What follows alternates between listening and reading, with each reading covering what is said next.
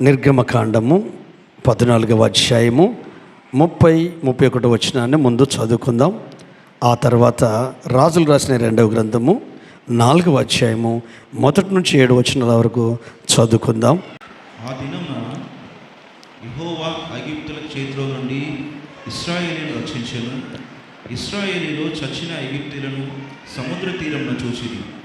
యెహోవా ఐగుప్తులకు చేసిన గొప్ప కార్యమును ఇశ్రాయేలు చూసిరి కనుక ఆ ప్రజలు యెహోవాకు భయపడి యెహోవా యందును ఆయన సేవకుడైన మోషే యందును నమ్మకం ఉంచిరి. ఆమేన్.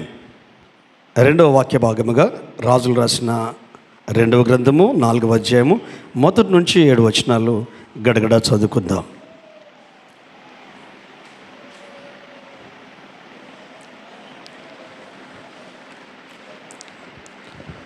రాజులు రాసిన 2వ గ్రంథము 4వ అధ్యాయము 1 నుంచి 7 వచనాలు.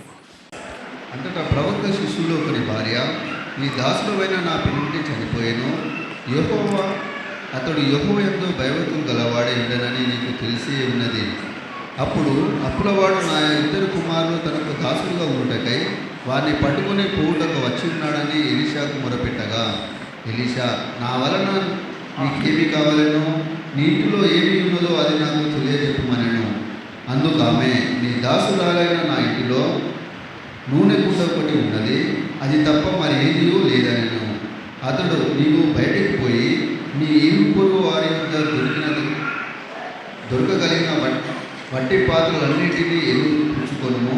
అప్పుడు నీవు నీ ఇంటిలోనికి వచ్చి నీవును నీ కుమారును లోపలుండే తలుపులు మూసి ఆ పాత్రలన్నింటిలో నూనె పోసి నిండినవి ఒక దట్టున ఉంచమని ఆమెతో సెలవీయగా, ఆమె అతని యొద్ద ఉండి పోయి తానును కుమారులు లోపల నుండి తలుపు మూసి కుమారులు తెచ్చిన పాత్రలో నూనె పోసాను. పాత్రలన్నీ నిండిన తర్వాత ఇంకా పాత్రలు తెమ్మని ఆమె తమ కుమారునితో చెప్పగా, వాడు మరేమీ లేవని చెప్పాను. అంతలో నూనె నిలిచిపోయాను. ఆమె దైవజనుడైన అతని యొద్దకు వచ్చి సంగతి తెలియజెప్పగా, అతడు, నీ పోయి ఆ నూనె అమ్మి నీ అప్పు తీర్చి మిగిలిన దాంట్లో నీవును నీ పిల్లలు బ్రతుకుడని ఆమెతో చెప్పాను. ఆమేన్. హల్లెలూయా. గట్టిగా చప్పట్లు కొట్టి ప్రభువుని స్తుతిద్దామా. హల్లెలూయా. గత వారము ఇదే వాక్య భాగంలో నుండి మనం కొన్ని మాటలు ధ్యానించాం. నెక్స్ట్ ఆదివారం కూడా ఇదే వాక్య భాగంలో నుండి ఈ సబ్జెక్టును, ఈ అంశాన్ని మనం క్లోజ్ చేసుకున్నాం నెక్స్ట్ ఆదివారంతో. అయితే ఈరోజు ఇందులో నుండి దేవుడు మనతో మాట్లాడేది ఒక్కసారి మనం అందరం స్వీయ పరిశీలన చేద్దాం. హల్లెలూయా. గత వారంలో మనం విన్నట్టు కష్టము మనిషిని ఏం చేస్తుంది? ఇబ్బందుల పాలు చేస్తుంది. బాధ మనిషిని ఏం చేస్తుంది? మన వివేకం పనిచేయకుండా చేస్తుంది. ఈ కష్టము, ఈ శ్రమ, ఈ బాధ, ఈ ఇబ్బందులు మన ఆలోచన ఉంటుంది చూడండి, ఆలోచనను డమ్మి చేసేస్తుంది. హల్లెలూయా. ఎప్పుడైనా గుర్తుపెట్టుకోండి, మీ హృదయంలో నుండి మీరు ఆలోచించండి, మీరు వెనక్కి తిరిగి వెళ్ళి ఆలోచించండి. చేదు జ్ఞాపకాలు గుర్తొస్తాయా? మంచి జ్ఞాపకాలు గుర్తొస్తాయా? చేదు జ్ఞాపకాలే గుర్తొస్తాయి. ఎందుకంటే కీడు రాళ్ళ మీద రాసిన అక్షరాలు, మేలు నీళ్ళ మీద రాసిన అక్షరాలు. హల్లెలూయా. వినడానికి బాగుంటుంది, కానీ మన బ్రెయిన్కు ఎప్పుడైనా మంచిని ఆకర్షించడం కంటే చెడునే ఆకర్షించడం ఎక్కువ ఇష్టం. అంటే ఉదాహరణకు, నువ్వు హాస్పిటల్కి వెళ్తే కడుపు నొప్పి లేసి వెళ్ళావు, ఎందుకైనా మంచిది స్కానింగ్ తీయను, తీశారు, అదేదో గడ్డు ఉంది, ఆపరేషన్ చేయకపోతే మాత్రం నువ్వు బ్రతుకవు అని చెప్పారు.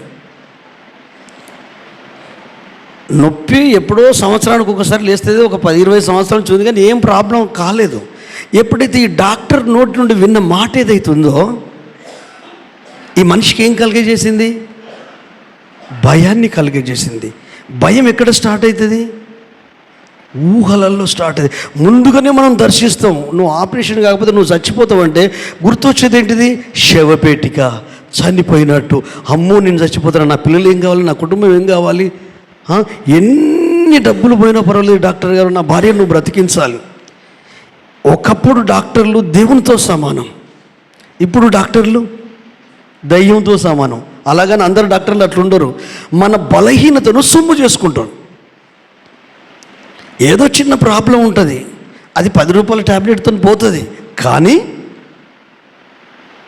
బ్రతకడం కొరకు అలవాటు పడ్డ మనుషులు కనికరం లేకుండా డబ్బును లాగుతూ ఉంటారు. ఇంకొక డాక్టర్ దగ్గరికి వెళ్ళిండు, ఎందుకైనా మంచిదని వాళ్ళ భర్త కొంచెం తెలివికెళ్ళాడు.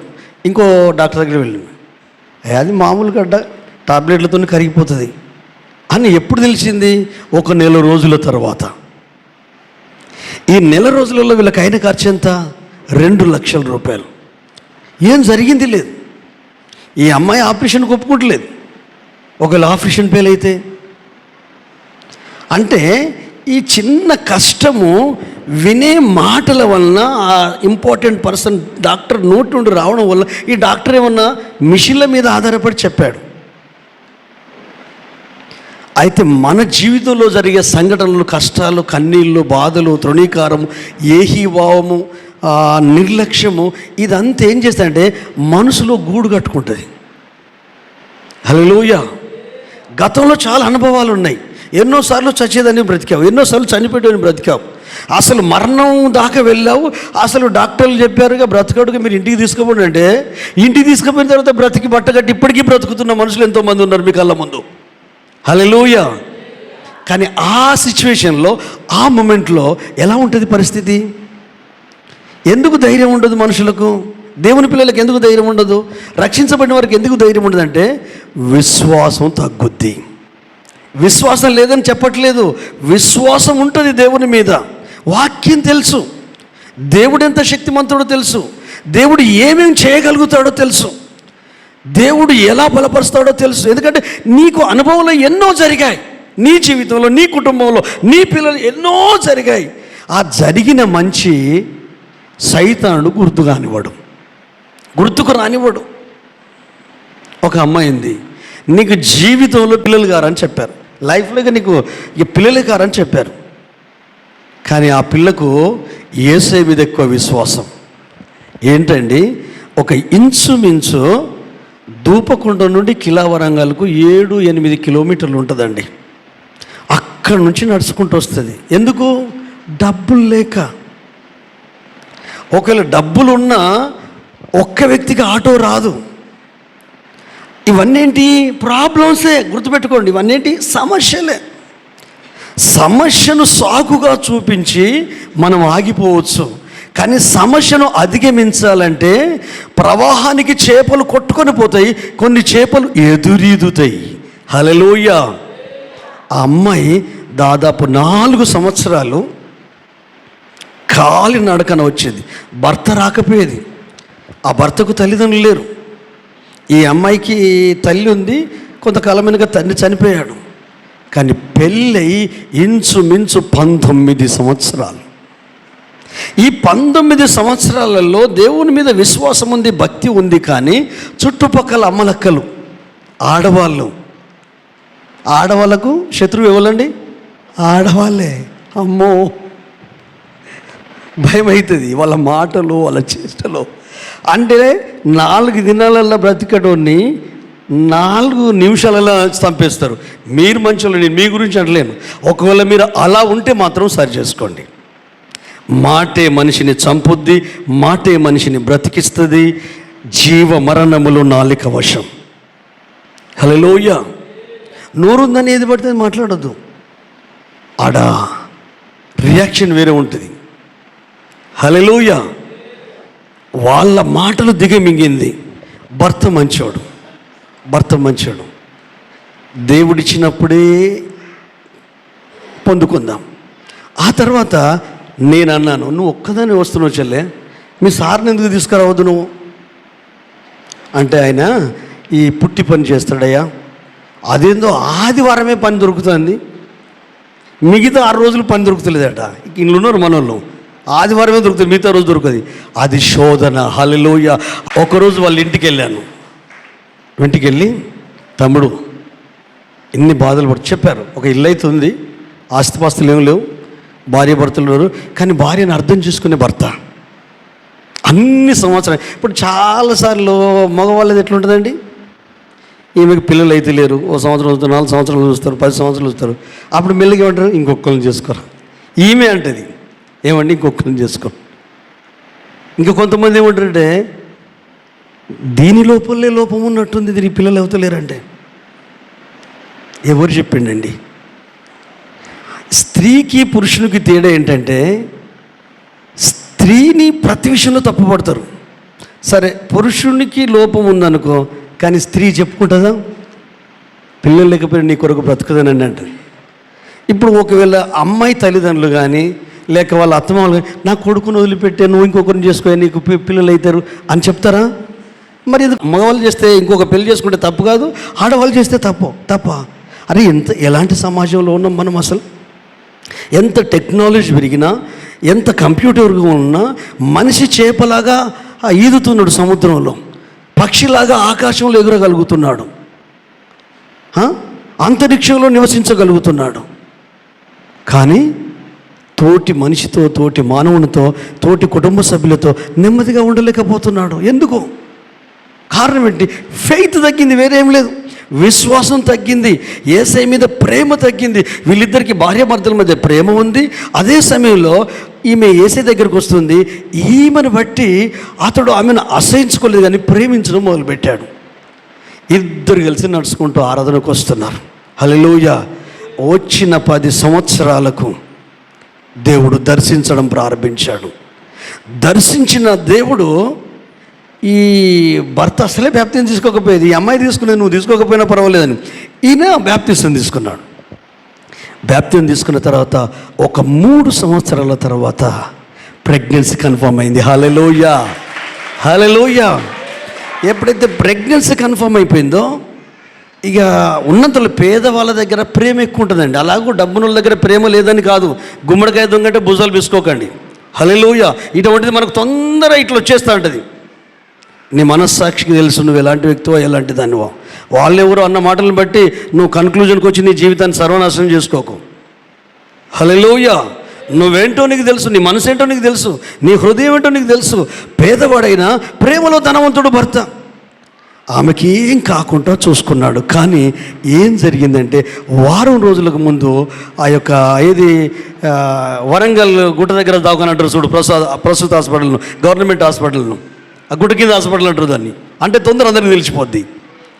అయితే ఇక్కడ ఉన్నదేమో మిషన్ హాస్పిటల్ అంటారు, అది మిషన్ హాస్పిటల్ కాదు, ప్రసూతి hospital, government hospital. Mission hospital వేరే, ఇది ఈ బ్యాప్టిస్ట్ చర్చ్ ఉన్న కాంపౌండ్ని దీన్ని అంతా మిషన్ హాస్పిటల్ అది అంటారు.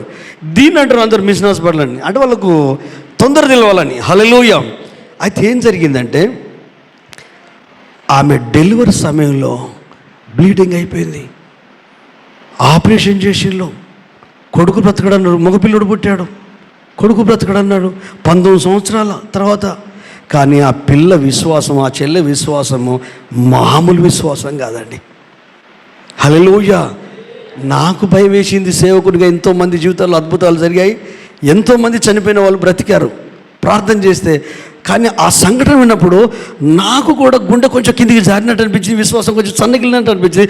ఆ పిల్ల మాట్లాడే మాటలు, ఆ చెల్లె మాట్లాడే మాటలు విన్నప్పుడు నాకు విశ్వాసం వచ్చిందండి. హల్లెలూయా. అంటే ఆమె ఏం వాడుతుంది? విశ్వాసాన్ని వాడుతుంది, దేవునిలో ఉన్న ఆ యొక్క మహిమను వాడుతుంది, నమ్మింది అంతే. భార్యాభర్తలు ఇద్దరు పిల్లలు కాకపోయినా వస్తూనే ఉన్నారు. కానీ ఏం జరిగింది తెలుసా? డాక్టర్లు చేతులు పెట్టారు, మేమైతే ఏం చేయలేము, ఇంకేమున్నా దేవుడు చేయాలని. ఏం జరిగిందో తెలియదు.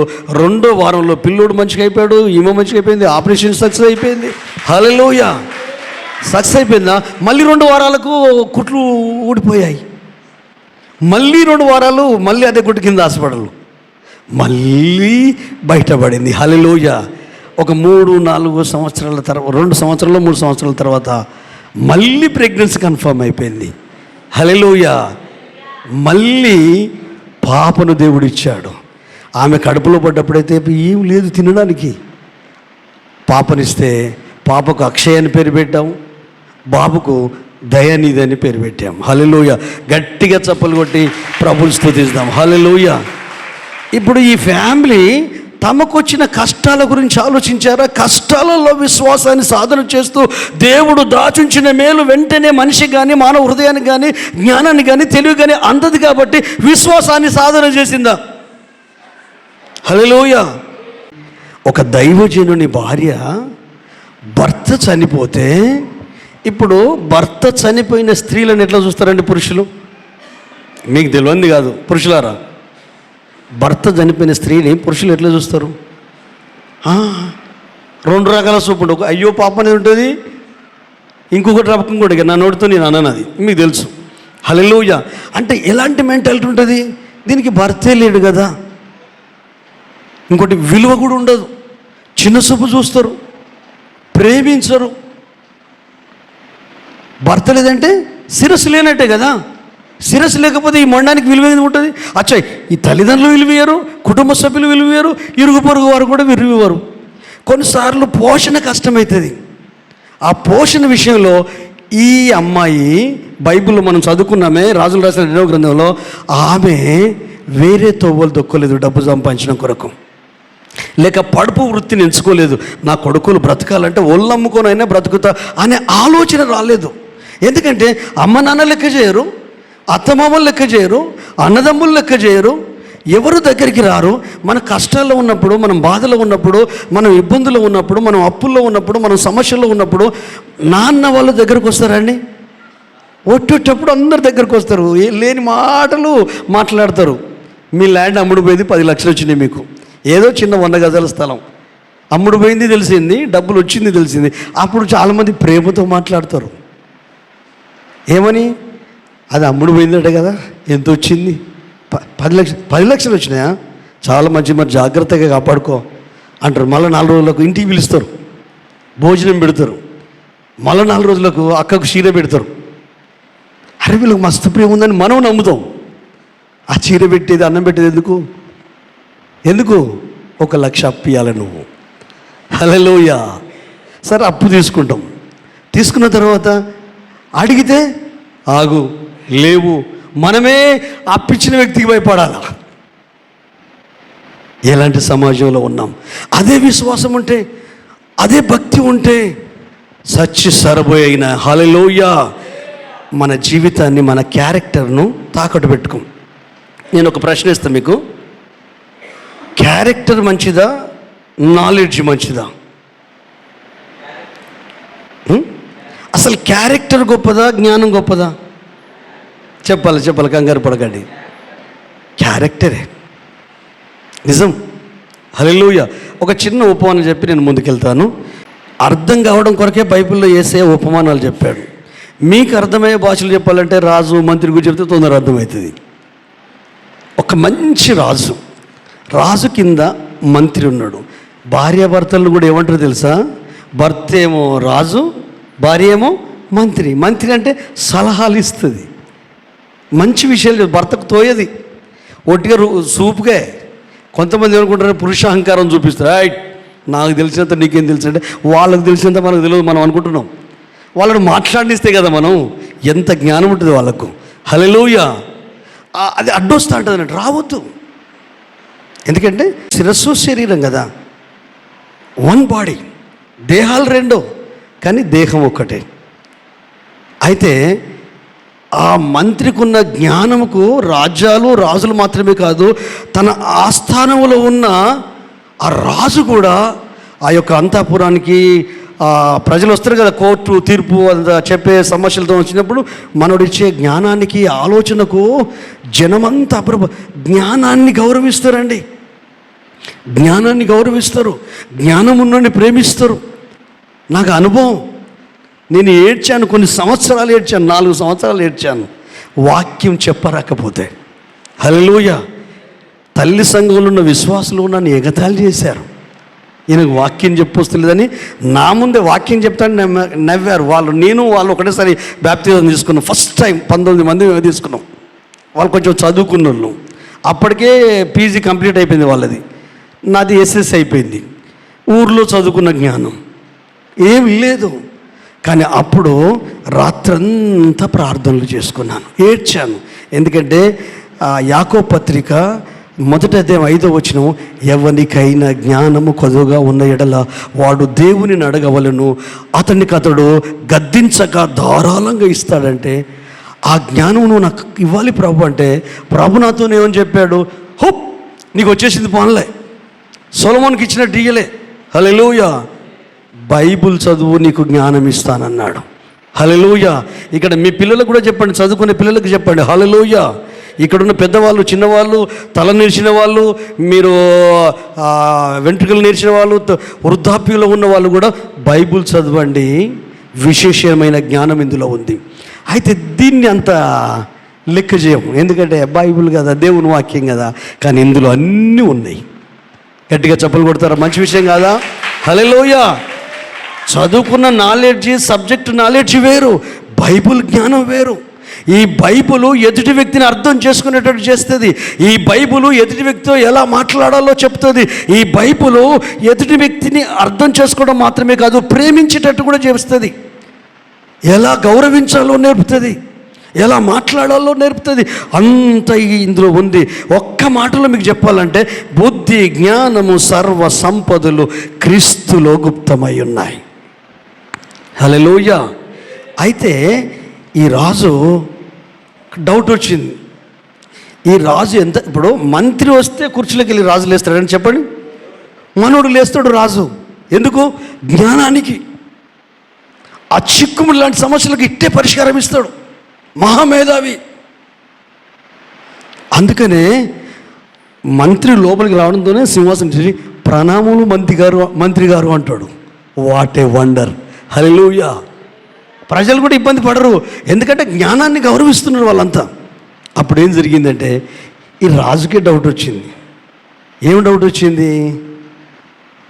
మంత్రి, అసలు క్యారెక్టర్ గొప్పదా, నాలెడ్జ్ గొప్పదా, మనిషి మనస్తత్వం గొప్పదా, మనిషికి ఉన్న తెలివి గొప్పదా అంటే సడన్గా షాక్ అయిపోయాడు మంత్రి. అయ్యో, ఒక 2 రోజులు నాకు టైం ఇవ్వు. ఇంటికి వెళ్ళాడు, దిగాలుగా ఉన్నాడు. దిగాలుగా ఉంటే ఇంటికి వెళ్ళి దిగాలుగా బాధతో ఉంటే ఎవరు మనల్ని ఫస్ట్ పలకరించేది? చెప్పాలి భార్య. హల్లెలూయా. ఏమండి, పోయేటప్పుడు ఉత్సాహంగా పోయినావు, ఏ రోజు నువ్వు నిరాశతో ఉన్నట్టు నేను చూడలేదు. ఏంటి ఈరోజు డల్గా ఉన్నావు అంటే, ఏం లేదే, రాజుకు ఒక వింత ఆలోచన వచ్చింది. రాజు నన్ను ఎంత గౌరవిస్తాడో, నన్ను ఎంత ఆనర్ చేస్తాడో తెలుసు కదా. నన్ను కాదు, నాకున్న జ్ఞానాన్ని గౌరవిస్తున్నాడు. ఆ జ్ఞానానికే చిక్కుముడి లాంటి సమస్య వచ్చింది. ఆ జ్ఞానం గొప్పదా, మనిషి స్వభావం గొప్పదా అంటే ఈమెమంది తెలుసా? నువ్వు ఎన్నో సమస్యలకు పరిష్కారం ఇచ్చినావు, ఇది నీకు తెలియదా? నువ్వు ప్రశాంతంగా ఆలోచించాయా, నీకు అర్థమైపోతుంది. తెలియని దాని గురించి మనసు పెట్టి కంగారు పడకు. ఇన్ని చేసావు కదా, ఇది కూడా నువ్వు చేయగలుగుతావు, నీ వల్ల అవుద్ది. కొంచెం పీస్ఫుల్గా ఉండి ఆలోచించు అంటే స్నానం చేసుకుంటూ ఆలోచించాడు. అతనికి ఆలోచన తట్టింది. మంచిదే, నువ్వు మాట్లాడడం వల్ల నాకు ఇప్పుడు నెమ్మది వచ్చింది, ఇప్పుడు నాకు స్ఫురించింది, నా ఆలోచన నాకు పదును పెట్టాను, నాకు స్ఫురించింది, కానీ ఆమెకు చెప్పలా. హల్లెలూయా. కౌగిట ఉన్నదాని కొరకు పెదవు ఎదుట కాపు పెట్టుకొని ఉంటుంది. బెడ్రూమ్లో ఉన్నప్పుడు ఏది పడితే అది మాట్లాడకండి మీ భార్యలతో. వాళ్ళు బలహీన ఒట్టి మట్టుకుండా వీళ్ళు చిట్టుకుని తినిగిపోద్ది. చాలా జాగ్రత్త. హల్లెలూయా. అది అవసరమా? అవసరం ఉంటేనే చెప్పండి, అవసరం లేకపోతే చెప్పండి. ఎందుకంటే వాళ్ళు కంగారు పడే కాకుండా మిమ్మల్ని కంగారు పెడతారు, పరేషాన్ చేస్తారు, మీకు నిద్రపోనియరు. ఇక వాళ్ళు వచ్చిందంటే అదే ముందు ఇస్తారు, కుండ ముందు పెట్టరు, భోజనం ముందు పెట్టరు, గెల్లగిస్తూ ఉంటారు. కట్టెల పుల్లల కట్టె. ఇక నీకు బ్రతకడం, ఇక నువ్వు ఇంటికే రాబోద్ది కాదు, డ్యూటీ ఉండి. వాళ్ళు పిల్లలు భార్య అందరూ పడుకున్నాక పోతావు, లేపవు, లేస్తే మళ్ళీ కొలుపు మొదలు పెడుతుంది. నువ్వే శబ్దం రాకుండా భోజనం తిని మళ్ళీ పడుకుంటా, మళ్ళీ ఉదయకాలమే వాళ్ళు లేవక ముందుకు వెళ్ళిపోతాం. ఉన్నారా అలాంటి భార్యలు? ఉంటే సరి చేసుకోండి. హల్లెలూయా. గట్టిగా చప్పలు కొట్టి ప్రభువుని మహిమపరుస్తాం. హల్లెలూయా. వెళ్ళాడు, స్ఫురించిందని నువ్వు ఆలోచన ఇవ్వడం మంచిదే అని ఆమె అడగలేదు. తెలివికల్ల భార్య కదా, ఏం స్ఫురించిందండి, ఏం చెప్తాడండి మంత్రి దగ్గరికి వెళ్ళి? అక్కడ పోయి వచ్చినాక ఇప్పుడే చెప్పన్నాడు. తెలివికల్లడు కాదు. హల్లెలూయా. అదేం జరిగింది తెలుసా? వెళ్ళాడు, కానీ ఆయనకు చాలా స్వేచ్ఛ ఉంది రాజ్యంలో. వెళ్ళి ఖజానాలో నుండి ఒక 3 వజ్రాలు తీసుకొని జేబులు వేసుకున్నాడు. అక్కడికి వెళ్ళాడు. అక్కడ కాపలాదారులు ఉంటారు కదా, రాజే గౌరవిస్తాడు. ఆ సింహాసనం నుంచి లేచి ఏమంటాడు మనోడు, ఏమల్లా కాపలాదారుడు భటుడు. 2వ రోజు అదే పని చేస్తున్నాడు, 3వ రోజు అదే పని చేస్తున్నాడు. 3 వజ్రాలు తీసుకొని జేబులు వేసుకొని పోతున్నాడు. 10 రోజులైంది. ఇప్పుడు ఈ భటుడు ఊరుకుంటాడా? ఏం చేస్తాడు? ఫస్ట్ రోజు తీసుకున్నప్పుడేమో పాపం ఆ జ్ఞానం కలిగిన మంత్రికి ఏం కష్టం వచ్చిందో పోనీలే అనుకున్నాడు, మనోని సొమ్మైనట్టు. వాడు భటుడు వాందా, అక్కడ వాని క్యారెక్టర్ ఏమో ఎట్లా కనిపిస్తుంది చూడండి, వాని నేచర్ చూడండి, భటు ఉంది, మనోని నేచర్ చూడండి. ఆ తర్వాత 10వ రోజు నాడు మాత్రం మెల్లగా రాజు సేవలు వేసాడు. అయ్యా, ఆయన అంత జ్ఞానం అంత తెలివికల్లోడు కదా, కానీ జిమ్మిక్లు చేస్తున్నాడు అని మనం అనుకున్నాం. కానీ ఖజానాకే గండి పెడుతున్నాడు. 10 రోజులు అవుతుంది, రోజు 3 వరాలు తీసుకుపోతున్నాడు వజ్రాలు. అంటే ఇక తెల్లవారు వస్తాడు కదా మంత్రి. ఇప్పుడు ఇది ఎవరి శివులం పడ్డది? సాగుతుంది. ఇప్పుడు రాజు అక్కడి నుంచి మంత్రి రాగానే మనోడు లేస్తలేడు. రాజు రోజులు ఇస్తాడు, వందనాలు చెప్పాడు, వందనాలు చెప్తలేడు, ప్రాణములు అంటలేడు. కళ్ళల్లో మార్పు ఉన్నది, బాడీ లాంగ్వేజ్ మారిపోయింది, నిమ్మలంగా ఉన్నాడు. కానీ ఈ లోపల ఎంత పెట్టుకుందామన్నా ఇప్పుడు మన ఎక్స్ప్రెషన్ అంతా కనపడుతుంది కదా. కానీ మెల్లగా పిలిచి, మంత్రి నేను ఎప్పటి నుంచో అడుగుదాం అనుకున్నా, నీకేమైనా కష్టం ఉంటే నాకు చెప్పు, నువ్వు ఎంత జ్ఞానం కలిగినోడు, ఎంత తెలివి కలిగినోడివి, నాతో చాలామంది అంటారు, నువ్వు ఏదైనా చెప్పు నేను చూసుకుంటా అంటారు. నేనంట దేవుడు చెప్తే చూసుకో, నేను చెప్తే చూసుకున్నావు అనుకో, రేపు పొద్దున ఏం చేస్తావు, నేనే నీకు సాయం చేశాను అంటావు. హల్లెలూయా. అబ్రహాం అంటాడు చూడు, సొదొమ రాజుతో గొమొర రాజుతో, మనుషులను నాకు ఇచ్చి ఈ ఆస్తిపాస్తులన్నీ, బంగారం ఈ ఆస్తులన్నీ తీసుకొని వెళ్ళిపో అంటే అబ్రహాం ఏమంటాడు, నూలు పోగు కూడా నాకు అక్కరలేదు. రేపొద్దున అబ్రహాము ధనవంతుడంటే నేను చేయబట్టి ధనవంతుడైండు అనే భావన కలుగుద్ది. ఒకవేళ దేవుడే చెప్తే, హల్లెలూయా, దేవుడే చెప్తే నేను యేసయ్యకి ఇచ్చానన్న భావన కలుగుద్ది. అందుకే దశమగ నుంచి ఖచ్చితంగా చెప్తాను, అది దేవునిది. నీకు నచ్చితే ఇచ్చేది కాదు, నచ్చకపోతే ఇచ్చేది కాదు, అది ప్రభువుది. బైబిల్ అంటది 10వ భాగము యెహోవా సొమ్ము, అది ఆయన ధనాగారంలోనికి ధననిధిలోని తీసుకొని ఇచ్చి నన్ను శోధించు. అన్నీ నమ్ముతూ ఇది ఒకటి నమ్మం. అక్కడ తెలుస్తుంది నీ క్యారెక్టర్, నీ జ్ఞానమా క్యారెక్టరా అనాలిసిస్ చేసుకోండి ప్రతి ఒక్కరు. హల్లెలూయా. అబ్రహాము తన క్యారెక్టర్ను కాపాడుకున్నాడు, డబ్బు విషయంలో తన క్యారెక్టర్ను కాపాడుకున్నాడు. ఈ రాజు అడిగితే అయ్యా నేను చెప్తాను అన్నాడు కదా. 10 రోజులతో అడిగేసరికి ఒక దొంగను చూసినట్టు చూస్తున్నారు. మంచి జ్ఞాపకం చేసుకుంటాను, చెడు జ్ఞాపకం చేసుకోను, చెడును మర్చిపోతా. ఒకవేళ ఎదుటి వ్యక్తులు వచ్చి పశ్చాత్తపడి నీకు ఈ సెట్ చేసేమంటే ఏమో నాకు గుర్తులేదని చెప్తా. ఎందుకంటే అది మనల్ని తిప్పలు పెడుతుంది, మనల్ని బాధ పెడుతుంది, మనల్ని మానసికంగా కృంగదీస్తుంది. ఈ రాజు యొక్క వైఖరి మారింది, మాట తీరు మారింది, ఇది అయిపోయింది. అప్పుడు అయ్యా మీరు ఒక ప్రశ్న వేశారు కదా, క్యారెక్టర్ గొప్పదా నాలెడ్జ్ గొప్పదా అని. అయ్యా నా జ్ఞానాన్ని బట్టి నువ్వు విలువిచ్చావు, క్యారెక్టర్ గొప్పది జ్ఞానం కంటే. హల్లెలూయా, హల్లెలూయా. చూడండి, ఇంత జ్ఞానం ఉంటే లాభము. నేను చేసిన పనిని బట్టి నా క్యారెక్టర్ డమ్మి అయిపోయింది.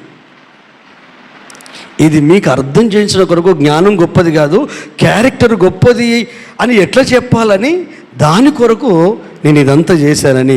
అవి 10 రోజులు తీసుకున్న 10 మూల 30 వజ్రాలు అలా పెట్టాడు. మరి అన్నీ ఇస్తున్నావు, మరి ఎందుకు దొంగతనం చేయాల్సి వచ్చిందంటే, మీరు జ్ఞానం ఉన్నారు కదా, క్యారెక్టర్ గొప్పది. ఒకప్పుడు ఎలా ఉన్నావు, ఇప్పుడు ఎలా ప్రవర్తించావు. నిజంగా మనం అందరం ఒకప్పుడు ఎలా ఉన్నాం, విశ్వాసంలో ఉన్నప్పుడు, భక్తిలో ఉన్నప్పుడు, సమర్పణలో ఉన్నప్పుడు, దైవికమైన దాంట్లో ఉన్నప్పుడు. జ్ఞానం పెరిగేసరికి ఎవరిని లెక్క చేస్తున్నాం మనం. తెలివి పెరిగేసరికి భార్యను లెక్క చేయం, భర్తలు లెక్క చేయం, పిల్లలు లెక్క చేయం, కుటుంబాలు లెక్క, సంఘాన్ని లెక్క చేయం, సావాసాలు లెక్క, సేవకులను లెక్క చేయం. కానీ మీరు అలా లేరని నేను అనుకుంటున్నాను. గట్టిగా చప్పలు కొట్టి ప్రభును మహింపరుద్దామా. ఏంటి చెప్పండి, క్యారెక్టర్. మరి క్యారెక్టర్ ఎట్లా బిల్డ్ అవుతుంది, క్యారెక్టర్ ఎట్లా బిల్డ్ అవుతుంది అంటే, ఏదైతే నీకు తెలుసో, ఏదైతే నీకు అర్థమైందో అర్థమైన దాని ప్రకారం, తెలిసిన దాని ప్రకారం నువ్వు జీవించడం ప్రారంభించు. మీకు ఎన్నోసార్లు వాక్యం చెప్పేటప్పుడు చెప్పాను ఒక వండర్ఫుల్ మాట, మీకు ఎంతమంది గుర్తుందో తెలియదు. 1 గంట నేను ప్రసంగం చేస్తా కావచ్చు, కానీ జీవితం ప్రతిరోజు మాట్లాడుతుందని చెప్పాను. ఇదే పుల్పిట నిలబడి చాలాసార్లు చెప్పాను. ప్రసంగం ఎంతసేపు పనిచేస్తుంది? 1 అవర్. కానీ లైఫ్ నువ్వు బ్రతుకున్నంతసేపు. అందుకనే చెప్పేది ఏదైతే ఉంటుందో చేయగలిగే ధైర్యం ఉన్నప్పుడే చెప్పగలగాలి. హల్లెలూయా. అందుకే దేవుడు మనందరితో చెప్పే మాట అంటే, క్రీస్తు యేసుకు కలిగిన ఈ మనసును మీరును కలిగి ఉండుడి, దేవునితో కూడా సమానముగా ఉండుట విడిచిపెట్టకూడని భాగ్యమని ఎంచుకొనలేదు కానీ మనుషుని పోలికగా పుట్టి దాసును స్వరూపము ధరించుకొని రిక్తునిగా తన్ను తాను దేవునికి సమర్పించుకున్నాడు. హల్లెలూయా. ఇక్కడున్న మీరు నేను యేసే కంటే గొప్ప వాళ్ళమా? ఆయన క్యారెక్టరే ఈరోజు ప్రపంచాన్ని సవాల్ చేస్తుంది. ఆయన మనస్తత్వమే ఆస్తికులను నాస్తికులను క్రీస్తు వైపు మళ్ళిస్తుంది. హల్లెలూయా. రకరకాల గోండాలను, రౌడీలను ప్రపంచమందంతటా చూడండి, ఎక్కువ ప్రపంచమందంతటా ఉన్నది ఎవరంటే క్రైస్తవులే. ప్రపంచం మొత్తం మీద ఉన్న జనాభాలో ఎక్కువ శాతం ఏంటంటే 240 కోట్ల మంది క్రైస్తవులు ఉన్నారు ప్రపంచం మొత్తంలో. కానీ హిందువులు 120 కోట్ల మంది ఉన్నారు. హల్లెలూయా. ఆ తర్వాత ముస్లింలు ఇంకొంచెం తక్కువ, ఆ తర్వాత సిక్కులు. కానీ టాప్ మోస్ట్లో క్రైస్తవులు ఉన్నారు. లీడర్ ఉన్నాడా? నాయకుడు ఉన్నాడా? పాస్టర్ అంటే ఈ సంఘానికి నేను పాస్టర్ ఉన్నానండి. ఈ ప్రపంచంలో ఉన్న క్రైస్తవులందరికీ ఏదో దైవజనుడు ఉంటాడు కావచ్చు, మరి ఆయన కనపడడు కదా. ఎలా జీవిస్తున్నాం, ఎలా బ్రతుకుతున్నాం? కొంతమంది చనిపోవడానికి కూడా సిద్ధపడుతున్నాడు, కొంతమంది హతసాక్షులు అవుతున్నారు. ఆయన లీడర్ కాదు కదా, రాజకీయ నాయకుడు కాదు కదా, విప్లవకారుడు కూడా కాదు కదా. ఆయన వ్యక్తిత్వం, ఆయన మనస్తత్వం, ఆయన స్వభావము, ఆయన మనసు మన అంతరంగాన్ని స్థిరపరిచింది కనుక ఆయన వల్ల జీవించడానికి పరిశుద్ధాత్మ దేవుడు మనకు ధారాళంగా అనుగ్రహించాడు కనుక ఆయన ఇచ్చిన జ్ఞానముతో, ఆయన ఇచ్చిన విశ్వాసముతో మనం బ్రతుకుతున్నాం కనుక ఎన్ని కష్టాలు వచ్చినా, ఎన్ని శ్రమలు వచ్చినా మనము నిలబడుతున్నాం. హల్లెలూయా. ఈ భర్తను కోల్పోయిన ఈ స్త్రీ, 2 కొడుకులు కలిగిన ఈ స్త్రీ అప్పుడు అప్పులవాడు వచ్చి పిల్లగాళ్ళను తీసుకొని వెళ్తే బానిసలుగా అంటే తన క్యారెక్టర్ను అసెస్ చేయలేదు. ఎవ్వరు ఆమెను ప్రేమించకపోయినా ఇప్పుడు నేను ఎక్కడికి వెళ్ళాలని దైవజనుడి దగ్గరికి వెళ్ళింది. విశ్వాసము క్రియ చేస్తుంది. హల్లెలూయా. నాకు విశ్వాసం ఉంది, నాకు విశ్వాసం ఉందంటే నోటి మాటలతో చెప్తే కాదు. బైబిల్ చెప్తుంది, వినుట వలన విశ్వాసము కలుగును, వినుట క్రీస్తును గూర్చిన మాట వలన. అంటే ఏదైతే విశ్వాసం ఉందో Hebrew 11:6 ఏమని చెప్తుందో తెలుసా? విశ్వాసము లేకుండా దేవునికి ఇష్టడైనట అసాధ్యము. ఆయన ఉన్నాడనియు తను వెదుగు వారికి ఫలము దయచేయడనియు నమ్మవలెను కదా. ఇప్పుడు వర్షకాలం అండి, వర్షకాలం. హల్లెలూయా. వర్షాకాలం, వర్షాలు వస్తాయి, ఎప్పటికీ వర్షాలు పడుతున్నాయి. ఆదివారం కూడా ఫుల్ వర్షం పడే సూచనలు ఉన్నాయి. హల్లెలూయా. ఆదివారం కూడా ఫుల్ వర్షం పడే సూచనలు ఉన్నాయి. హల్లెలూయా. వర్షం వస్తుంది. కానీ విశ్వాసం ఉన్నోళ్ళు మీరు మందిరానికి రండి అంటే అందరూ మందిరానికి వచ్చారు. హల్లెలూయా. నిజంగా వర్షం రాలా. ఇప్పుడు వీళ్ళందరికీ ఏమనిపించింది? గొడుగులు తెచ్చుకున్న వాళ్ళంతా ఇంటికాడ పెట్టారు. మళ్ళీ నెక్స్ట్ సండే కూడా వర్షం వచ్చేటట్టుంది, మళ్ళీ ఇంటి దగ్గర పెట్టారు గొడుగులు. కానీ ఎవ్వరు గొడుగులు పట్టుకరకపోయినా ఒక వ్యక్తి మాత్రం ప్రతిసారి గొడుగు పట్టుకొని వస్తున్నాడు. వీళ్ళు ఎందుకు గొడుగు ఎందుకు? ఇలా వాతావరణం మంచిగా ఉంది, సాటర్డే వాతావరణం, ఈరోజు వర్షం పడదని అందరు చెప్పిళ్ళు, ఆ పిల్లగాన్ని నివారించిళ్ళు. అక్కర్లేదంటే నో ప్రాబ్లం, రాకపోని నా విశ్వాసం ఒకవేళ వస్తే గొడుగు పెట్టుకుంటా, అయిపోయింది కదా, ప్రాబ్లమ్ సాల్వ్ అయిపోయాయి. హల్లెలూయా. పిచ్చిరాజు 10 మందిని నెట్టేసుకొని తిరుగుతున్నాడు, కానీ కాళ్ళకు చెప్పులు ఉండవు. రెడ్ కార్పెట్ వేయాలి ఎక్కడికి పోయినా. కొంతమందికి పిచ్చి గమ్మత్తుగా ఉంటుంది, వాళ్ళకే మస్తు డబ్బులు అవుతున్నాయి ఈ బట్టులకే. ఇక్కడి నుంచి అక్కడ దాకా పరుస్తారు, మళ్ళీ ఆన్ని చుట్టూ ఇంకోటి ఎట్లా చేస్తున్నాడు. ఒక ఆయన మీలాంటి పెద్ద మనిషి అన్నట, రాజా మీరు ఏమనుకోకపోతే మీకు సలహా, దీనికి ఇంత ఖర్చు కాళ్ళకు చెప్పులు కొనుక్కుంటే అయిపోద్ది కదా, మట్టి అంటుందని చెప్పాడు. What a wonder. హల్లెలూయా. అయితే విశ్వాసం ఉన్నప్పుడు దేవుడు మన జ్ఞానాన్ని వాడుకుంటాడు. హల్లెలూయా. ఈ అమ్మాయికి విశ్వాసం ఉంది, నా కొడుకులుగా బ్రతకాలి, నా బిడ్డలుగా బ్రతకాలి, నా భర్త పోయినోడు పోని, ఆయన భక్తి గల్లోడే, సేవలో ఉన్నోడే, కానీ మేము బ్రతకాలంటే మాకు విశ్వాసం కావాలి, దేవుని మీద నమ్మకం కావాలి. కష్టాన్ని చూడొద్దు, మా అమ్మ నాన్నని చూడొద్దు, మా అత్తమామని చూడొద్దు, మాతో ఉన్న వారిని చూడొద్దు. నాకు 2 కొడుకులు ఇచ్చాడు, ఆ సూర్యుడు చంద్రులు లాంటి కొడుకులు ఇచ్చాడు, ఈ కొడుకుల కొరకు నేను బ్రతుకుతానని క్యారెక్టర్ని కాపాడుకుంది, విశ్వాసాన్ని కాపాడుకుంది. మరి విశ్వాసము పనిచేయాలంటే దేవుని యందును ఆయన సేవకుడైన మోషే యందును విశ్వాసం ఉండాలి. అందుకే దైవజనుడైన ఎలీషా దగ్గరికి వెళ్ళి, అయ్యా నీ దాసుడు నా పెరిమిటి, భక్తి గల్లోడు, దైవికంగా ఉన్న వ్యక్తి, ఏది పడితే అది చెప్పలేదు భర్త గురించి.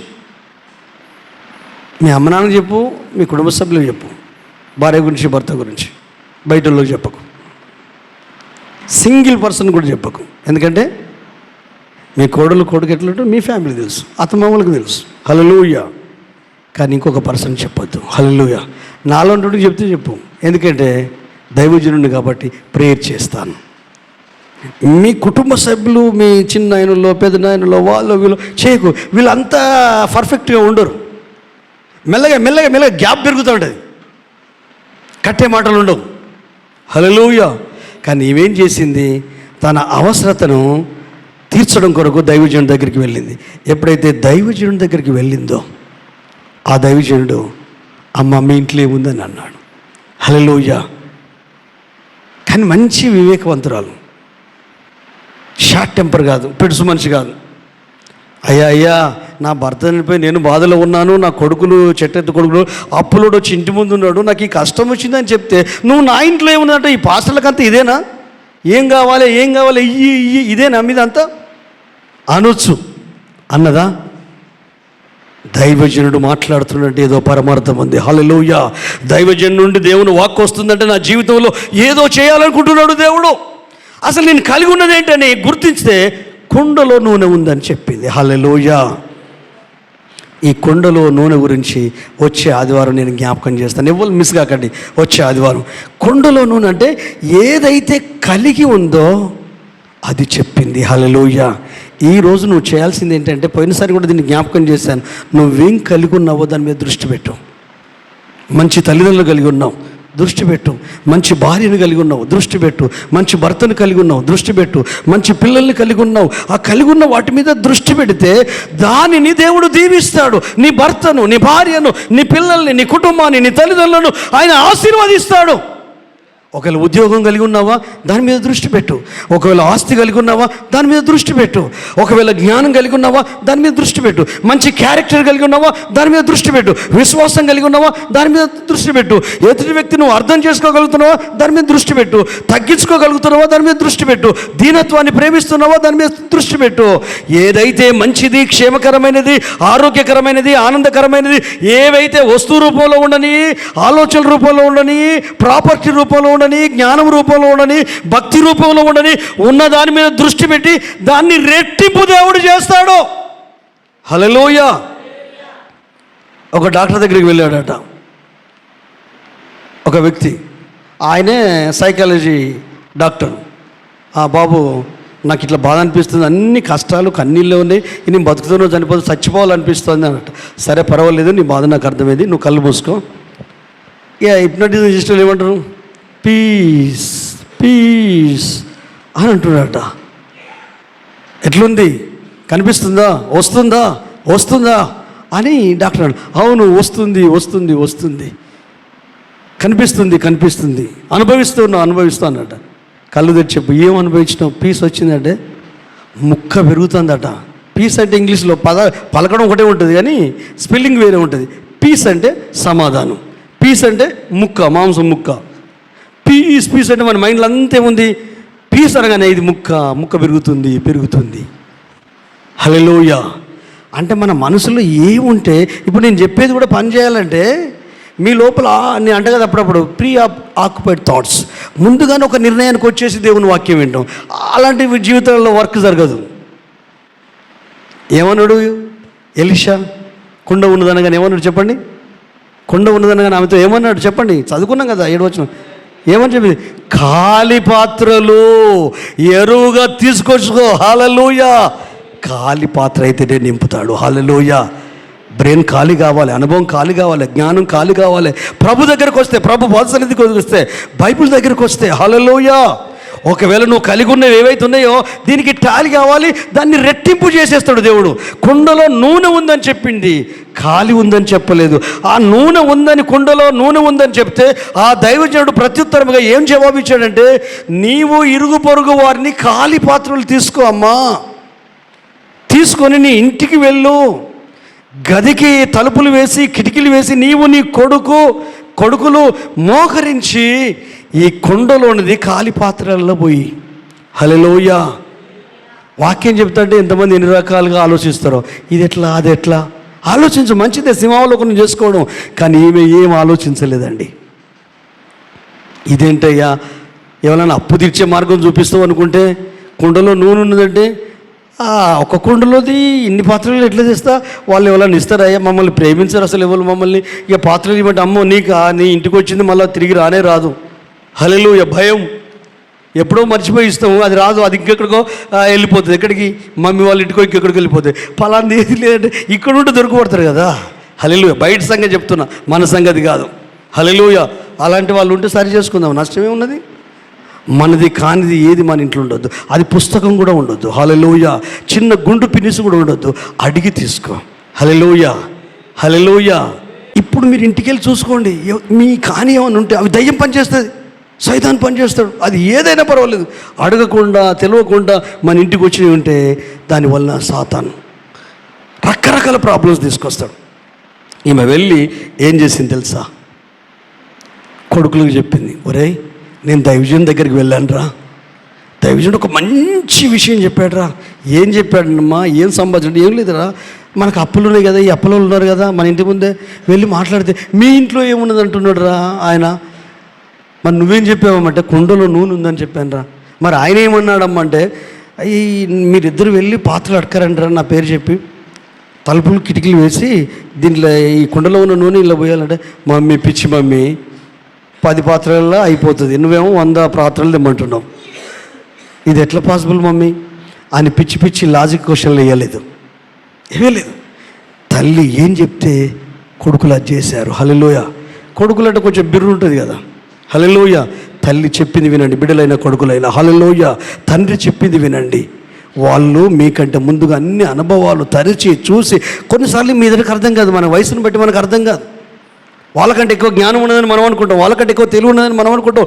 అర్థం కాక వ్యర్థమైపోతుంటాడు జీవితం. కానీ నీకు అర్థం కాకపోయినా మీ అమ్మ నాన్న చెప్పిన మాటలు వినండి, నీ కుటుంబం పాడవదు. హల్లెలూయా. కొంతమంది అమ్మ నాన్నలు ఉంటారు, పాడయ్యే మాటలు చెప్తారు, అది డేంజర్. మరి తండ్రులారా అది డేంజర్. ఇది అందరికీ వర్తించదు. కుక్క విశ్వాసం గల జంతువు, కానీ ఇది అన్ని కుక్కలకు వర్తించదు. హల్లెలూయా. గట్టిగా చెప్పలు కొట్టి ప్రభువుని మహిమపరుస్తాం. హల్లెలూయా. విశ్వాసం కదా, క్రియలలో పెట్టారు. విన్న మాటను ఆచరించింది, అనుసరించింది, ఆ విధంగా పాత్రలు తీసుకొచ్చింది, గదిలోకి వెళ్ళింది, తలుపులు వేసింది. అంటే వెలుపలి ప్రపంచాన్ని మర్చిపో, వాక్యానికి విరుద్ధమైన ఆలోచనలు మర్చిపో, బాధను కలిగించే ఆలోచనలు మర్చిపో, ఇబ్బందులు కలిగించే ఆలోచనలు మర్చిపో, అగౌరవాన్ని తీసుకొచ్చే ఆలోచనలు మర్చిపో, కన్నీళ్ళు కడగళ్ళు కలిగించే ఆలోచనలు మర్చిపో.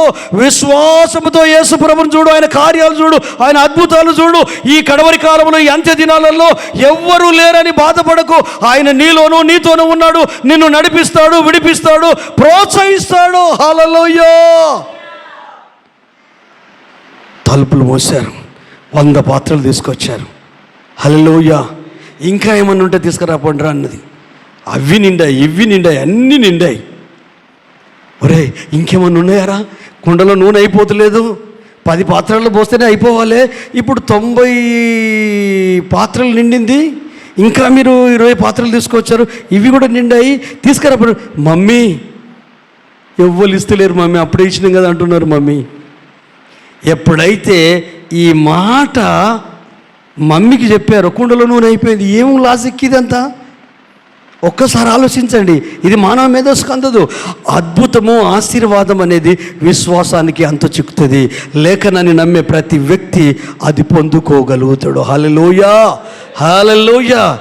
4 రోజులు ఉపవాసం ఉన్నానండి, జ్వరం వచ్చి, తిండి తిప్పలేక. నల్గొండలో పక్కన మోరి పక్కనే కిరసనాయిల దీపం పెట్టుకొని ఉన్నాను. నేనున్న ఇల్లు బూత్ బంగ్లా. అందులో ఒక సాకలామే మందు తాగింది, నీళ్ళల్లో మందు కలుపుకోకూడదు, తాగింది, గొంతెండి చచ్చిపోయింది. చనిపోయిన తర్వాత ఆ చుట్టుపక్కల వల్ల ఆ ఇల్లు వదిలేశారు. వాళ్ళది కరీంనగర్, 16 రూమ్ల బిల్డింగు. ఆ బిల్డింగ్లోనే చేదబావి ఉంటుంది. ఆ ఇంటికి వెళ్ళి నేను షాప్ చేసుకున్నప్పుడు ఈ ఏళ్ళు మందం మట్టి పెరుకపోయింది. 2 రూములు సాఫ్ చేసుకున్నాను, మిగతా రూములు వేసాను. కానీ ఆడికి పోయిన నెల రోజులకే నా రేషన్ అయిపోయింది, చేతిలో ఉన్న డబ్బులు అయిపోయాయి. అప్పుడు ఫోన్ ఫెసిలిటీ లేదు, ఎస్టీడీ బూతులు. కానీ నాకు ఫోన్ చేయాలన్నా, నాకు తెలిసిన వాళ్ళకి ఫోన్ చేయాలన్నా వాళ్ళు హెడ్ మాస్టర్, కానీ వాళ్ళ ఇంట్లో కూడా టెలిఫోన్ ఫెసిలిటీ లేదు. నేను ప్రార్థన చేసుకుంటున్నాను. నేనున్న రూమ్కి విశ్వాస గృహం అని బోర్డు పెట్టుకున్నాను, ఫేత్ హోమ్ అని. కానీ నేను ఎప్పుడైతే అక్కడ దిగానో ఆ ఏరియాలో పెద్దకోస్తు చర్చికి వెళ్ళే మీలాంటి వాళ్ళే ఉన్నారు. పెద్దకోస్తులు కొంచెం ప్రేమ ఎక్కువ ఉంటుంది, సేవకుల మీద అభిమానం ఉంటుంది. అయితే ఏం జరిగింది తెలుసా, ఆ సిస్టర్ నా కొరకు ప్రార్థన చేయడం ప్రారంభించిందట. ప్రారంభిస్తే ప్రభు ఆమెకు చెప్పాడట, నువ్వు ఆయన కొత్తగా దిగాడు ఒక యవనస్తుడు, ఆయనకు తినడానికి ఫుడ్ లేదు, కొంత రేషన్ తీసుకుపోయి ఆయనకి ఇవ్వు, ప్రార్థన చేసుకొనిరా అని దేవుడు మోకాళ్ళ మీద ప్రార్థన చేస్తే ప్రేరేపణ వస్తుందట. అయితే ఈ ప్రేరేపణ ఇవ్వాలి వస్తే 4 రోజుల తర్వాత వాళ్ళ భర్తతో పంచుకుందట భార్య. పిచ్చిదాన, దేవుని ప్రేరేపణ వచ్చినప్పుడు లోబడాలే, నేను కూడా వస్తాను. ఇద్దరు కలిసి 4 రోజుల తర్వాత వచ్చి నా డోర్ కొట్టారు. నేను పడుకొని ఉన్నా, పచ్చి మంచులు పోసుకునే పరిస్థితి లేదు, నాకు తెలిసిన బంధువులు లేరు, కుటుంబ సభ్యులు లేరు, ఎవ్వరు లేరు. నాకు పరిచయమైన వాళ్ళు, నిలవైన వాళ్ళు ఒక కుటుంబాన్ని పరిచయం చేశాడు. కానీ విశ్వాస సేవ కాబట్టి దేవుని మీద ఆధారపడ్డా, ఆయన కొరకే జీవిస్తున్నాం. ఈలోపు వాళ్ళు వచ్చారు. వాళ్ళు వచ్చిన వాళ్ళు ఏం చేశారు తెలుసా, ఇంత అన్నం కర్రీ తీసుకొని వచ్చారు, టిఫిన్ ఇచ్చారు. చూసి నాకు మీరు మొహం కట్టుకోండి బ్రదర్ అని చెప్పి మొహం కట్టుకున్నాను. ఆ బ్రదర్ దగ్గర ఉండి వడ్డించాడు. ఒక 25 కిలోల రైసు, ఒక 200-300 రూపాయలు ఇచ్చి, దేవుడు 4 రోజుల క్రితం చెప్పాడట మీకు భోజనం లేక ఇబ్బంది పడుతున్నారని. ఆమె తన ఆలోచన అనుకున్నదట, ఈ మనిషి పరిచయం లేడు, నాకు తెలిసిన వ్యక్తి కాదు, కాకపోతే మా గల్లీలో దిగిండు, ఈ బోర్డు చూసి ఈడొక యవనస్తుడు ఉంటున్నాడు అని ప్రార్థన చేస్తే ప్రార్థనలో దేవుడు ఆమెకు చెప్పాడటంటే, అప్పుడు వాళ్ళిద్దరికి చెప్పాను భార్యాభర్తలకు, ఏ రోజు మీకు దేవుడు చెప్పాడో ఆ రోజే నా ఇంట్లో రేషన్ అయిపోయింది. హల్లెలూయా. ఒకవేళ మీరు ఆ రోజు రేషన్ మీరు దేవుని మాటకు లోబడి మీరు ఇచ్చి ఉంటే కొంత మెరుగైపో, అయినా మీ భర్తను ప్రేరేపించి చలో వెళ్దామని తీసుకొచ్చి దేవుని కార్యాలన్నీ అద్భుతంగా ఉంటాయి. హల్లెలూయా. ఇప్పుడు మీరు ఆలోచించండి, ఎన్నిసార్లు మీకు ప్రేరేపణ ఇచ్చి ఉంటాడు, ఎన్నిసార్లు మీతో మాట్లాడి ఉంటాడు. హల్లెలూయా. భర్త భార్యకి చెప్తే ఒక భర్త బాంజయ్ చేశారా, పశ్చాత్తాపడదాం. ప్రభు. హల్లెలూయా. పిల్లలు అంగీకరించారు, తల్లి అంగీకరించింది, అద్భుతం జరిగింది. అబ్బా, బిజినెస్ మైండ్ కాదు ఈమెది. ఎక్కడ వ్యాపారం చేద్దాం, ఎక్కడికి వెళ్దాం. ఓలివ నూనె అంటే కూరలకు అదే వాడతారు, అభిషేకానికి అదే వాడతారు, దీపం అంటించడానికి అదే వాడతారు, ప్రదీప తైలాలు అంటించడానికి అదే వాడతారు. ఓలివ నూనె ఒకటే చాలా విషయాలకు వాడతారు. హల్లెలూయా. మసాజ్ చేయడానికి అదే ఆయిల్ వాడతారు. వచ్చిన గెస్ట్కు అభిషేకించడానికి, లేకపోతే అతిథి మర్యాదలు చేయడానికి అదే వాడతారు. డిమాండ్ బాగుంటుంది. కానీ ఈ అమ్మాయిది కానీ ఈ పిల్లది కానీ బిజినెస్ మైండ్ కాదు. హల్లెలూయా. దేవుని దగ్గరకు వచ్చిన నీవు బిజినెస్ మైండ్ ఇంకా నీ లోపల పోలేదా? దేవుని సేవను కూడా వ్యాపారం చేయాలనుకుంటున్నావా? దేవుని సన్నిధిలో కూడా బిజినెస్ అనుకుంటున్నావా? బిజినెస్ అంటే నాకేమొస్తుంది? ఏంది? విశ్వాసం లేమి చూపిస్తుంది, విశ్వాసం తక్కువ ఉందని చూపిస్తుంది, అజ్ఞానం నీకేమొచ్చుడు కాదు.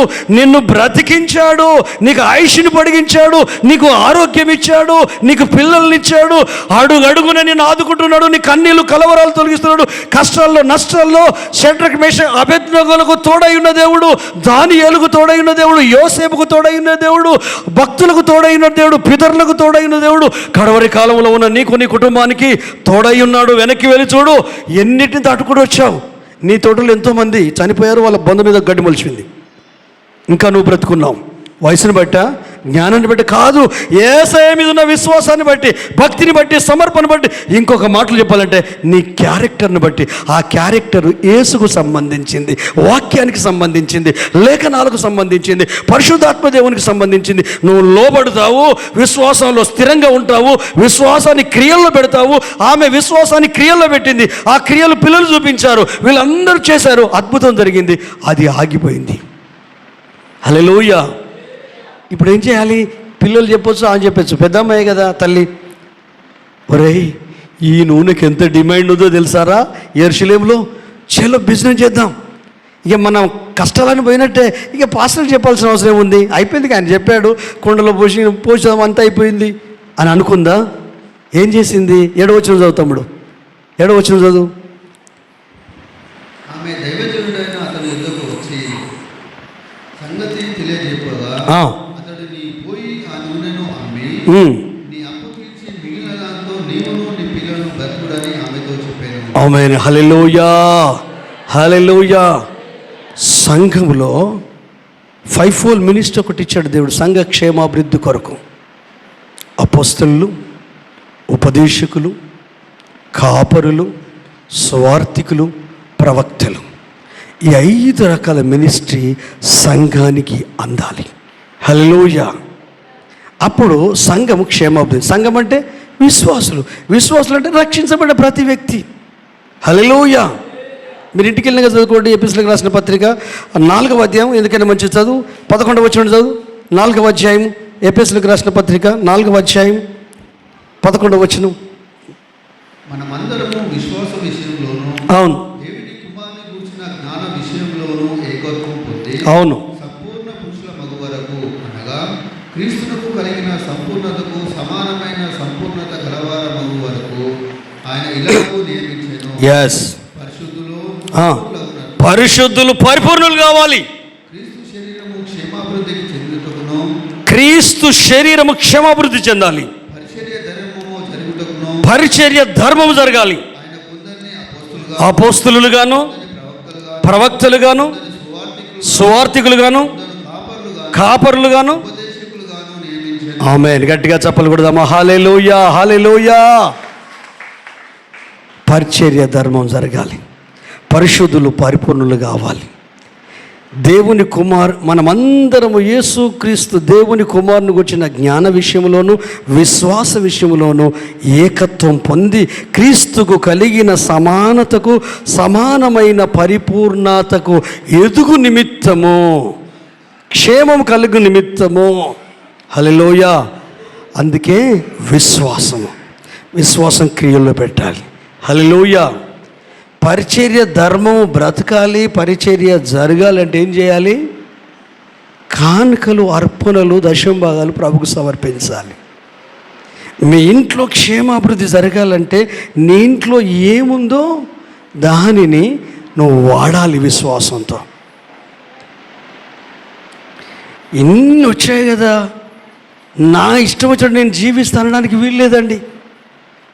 వెళ్ళి సంప్రదించింది, అయ్యా థ్యాంక్ యూ అయ్యా నేను ఎంతో కంగారు పడ్డానయ్యా, నా విశ్వాసాన్ని సాధన చేశాను, నా బిడ్డలు నేను చెప్పినట్టే నీ పిల్లలు చక్కటి పిల్లలు, పెద్దవాళ్ళు అయినప్పటికీ ఎంత ఎదిగినా వాళ్ళకి పిల్లలైనా కూడా నా మాట కాదనరయ్యా, అలాంటి పిల్లల్ని ఇచ్చావు అని పిల్లల గురించి చెప్తూ, దేవుని అద్భుతం గురించి చెప్తూ, ఇప్పుడు నన్ను ఏం చేయమంటావయ్యా?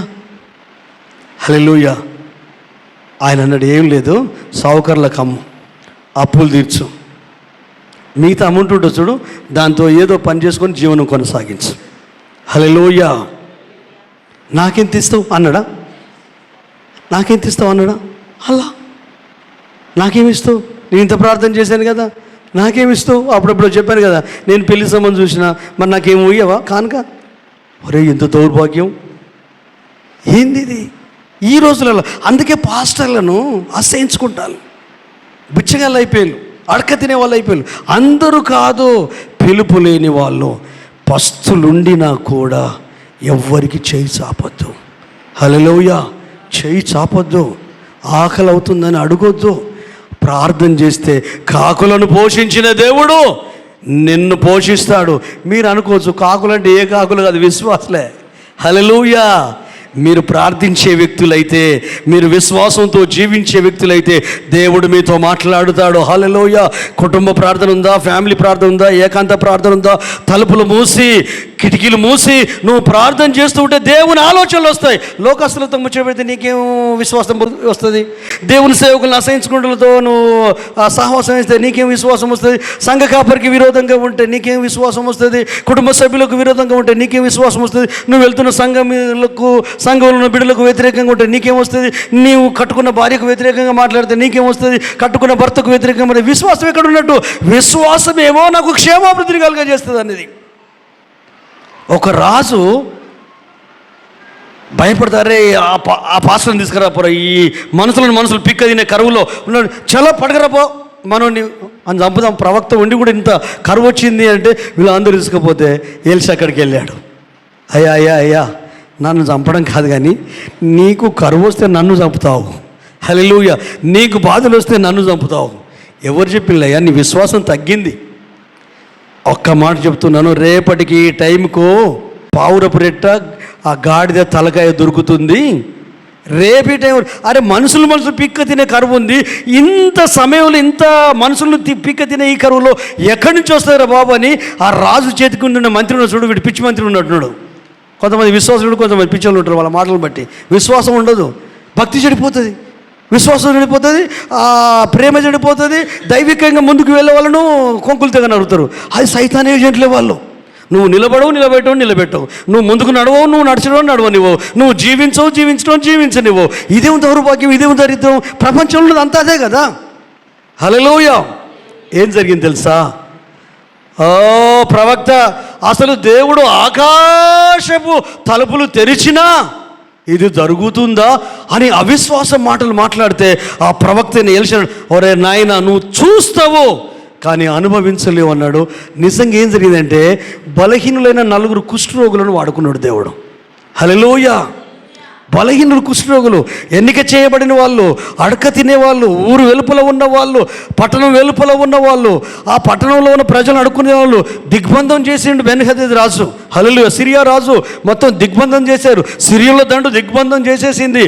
తిండికి చచ్చిపోతే వాళ్ళు కాళ్ళ బేరానికి వస్తారని అంత కరువు ఉంది. హల్లెలూయా. ఇజ్రాయెల్ ప్రజలకు మనుషులు పిక్క తిన్నారు. ఒకరోజు నీ బిడ్డను వండుకుందాం, ఒకరోజు నా బిడ్డను వండుకుందాం అన్నది. ఈ పిచ్చిది నమ్మి తన బిడ్డనిచ్చింది, మనిషి మాంసం తిన్నారు. రెండో రోజు నీ బిడ్డ డమ్మో నా బిడ్డను ఇవ్వు అంటే రాజు దగ్గరికి వెళ్తే ఇట్లుంది కరువు అంటే ఇక బట్టలు చెప్పుకున్నాడు మనోడు. ఎలిషాని తీసుకొస్తే ఎలిషా చెప్పాడు నిజంగా ఏం జరిగింది తెలుసా? ఈ పట్టణంలో 4 కుష్ఠరోగులు, ఒరే ఇక్కడున్నా చచ్చిపోతాం, వీళ్ళు వస్తున్నారు మనుషులు మళ్ళీ. మనం బయటికి వెళ్ళామనుకో శత్రులు బతుకనిస్తే బతుకుతాం. మనం కుష్ఠరోగులం కదా, మనకు తిన్నైనా దొరుకుతుంది రా భయ్ అని వీళ్ళు కదలడం మొదలుపెట్టారు. కదులుతుంటే దేవుడు కదలడం మొదలుపెట్టాడు. ఉరుములు, మెరుపులు, గడగడ ధ్వనులు వినబడుతున్నాయి. రథముల ధ్వని. గొప్ప సైన్య సమూహం వస్తే దండు ఎట్లా ఉంటుందో ఆ దండు శబ్దం వినబడుతుంది. మామూలుగా వినబడతలేదు. ఆ డిజిటల్ సౌండ్కు వస్తుంది చూడు, హార్ట్ అటాక్ వచ్చినట్టు అయిపోతుంటు. ఈ శత్రువులు ఉన్నారు చూడు, వాళ్ళు నిల్వ తెచ్చుకున్న ధాన్యాన్ని వదిలిపెట్టి లుంగి మీద ఉన్నాడు లుంగి మీదనే, బట్టల మీద ఉన్నాడు బట్టల మీదనే, బండి మీద పరుగు కాళ్ళకు బుద్ధి చెప్పారు, వెళ్ళిపోయారు. అది శత్రువుల గుండెలకు వినబడుతుంది. హల్లెలూయా. నువ్వు విశ్వాసంలో ఉంటే శత్రువును మారుస్తాడు. నువ్వు విశ్వాసంలో ఉంటే నీ పరిస్థితిని అనుకూలంగా మారుస్తాడు. నువ్వున్న చోట్లోనే, నువ్వున్న ప్రాంతంలోనే, నీవున్న స్థలంలోనే నిన్ను దీవిస్తాడు. ఏదో పెద్ద పాస్టర్ దగ్గరికి పోతే ఇంకెక్కడికి పోతే ఆశీర్వాదం రాదు. అందరూ దైవజనులే. హల్లెలూయా. కానీ యేసు నీలో ఉండాలి. హల్లెలూయా. ఆ యేసు క్యారెక్టర్ను నువ్వు ప్రతిబింబింపజేయాలి. విశ్వాసాన్ని నువ్వు సాధన చేయగలగాలి. అలాగూ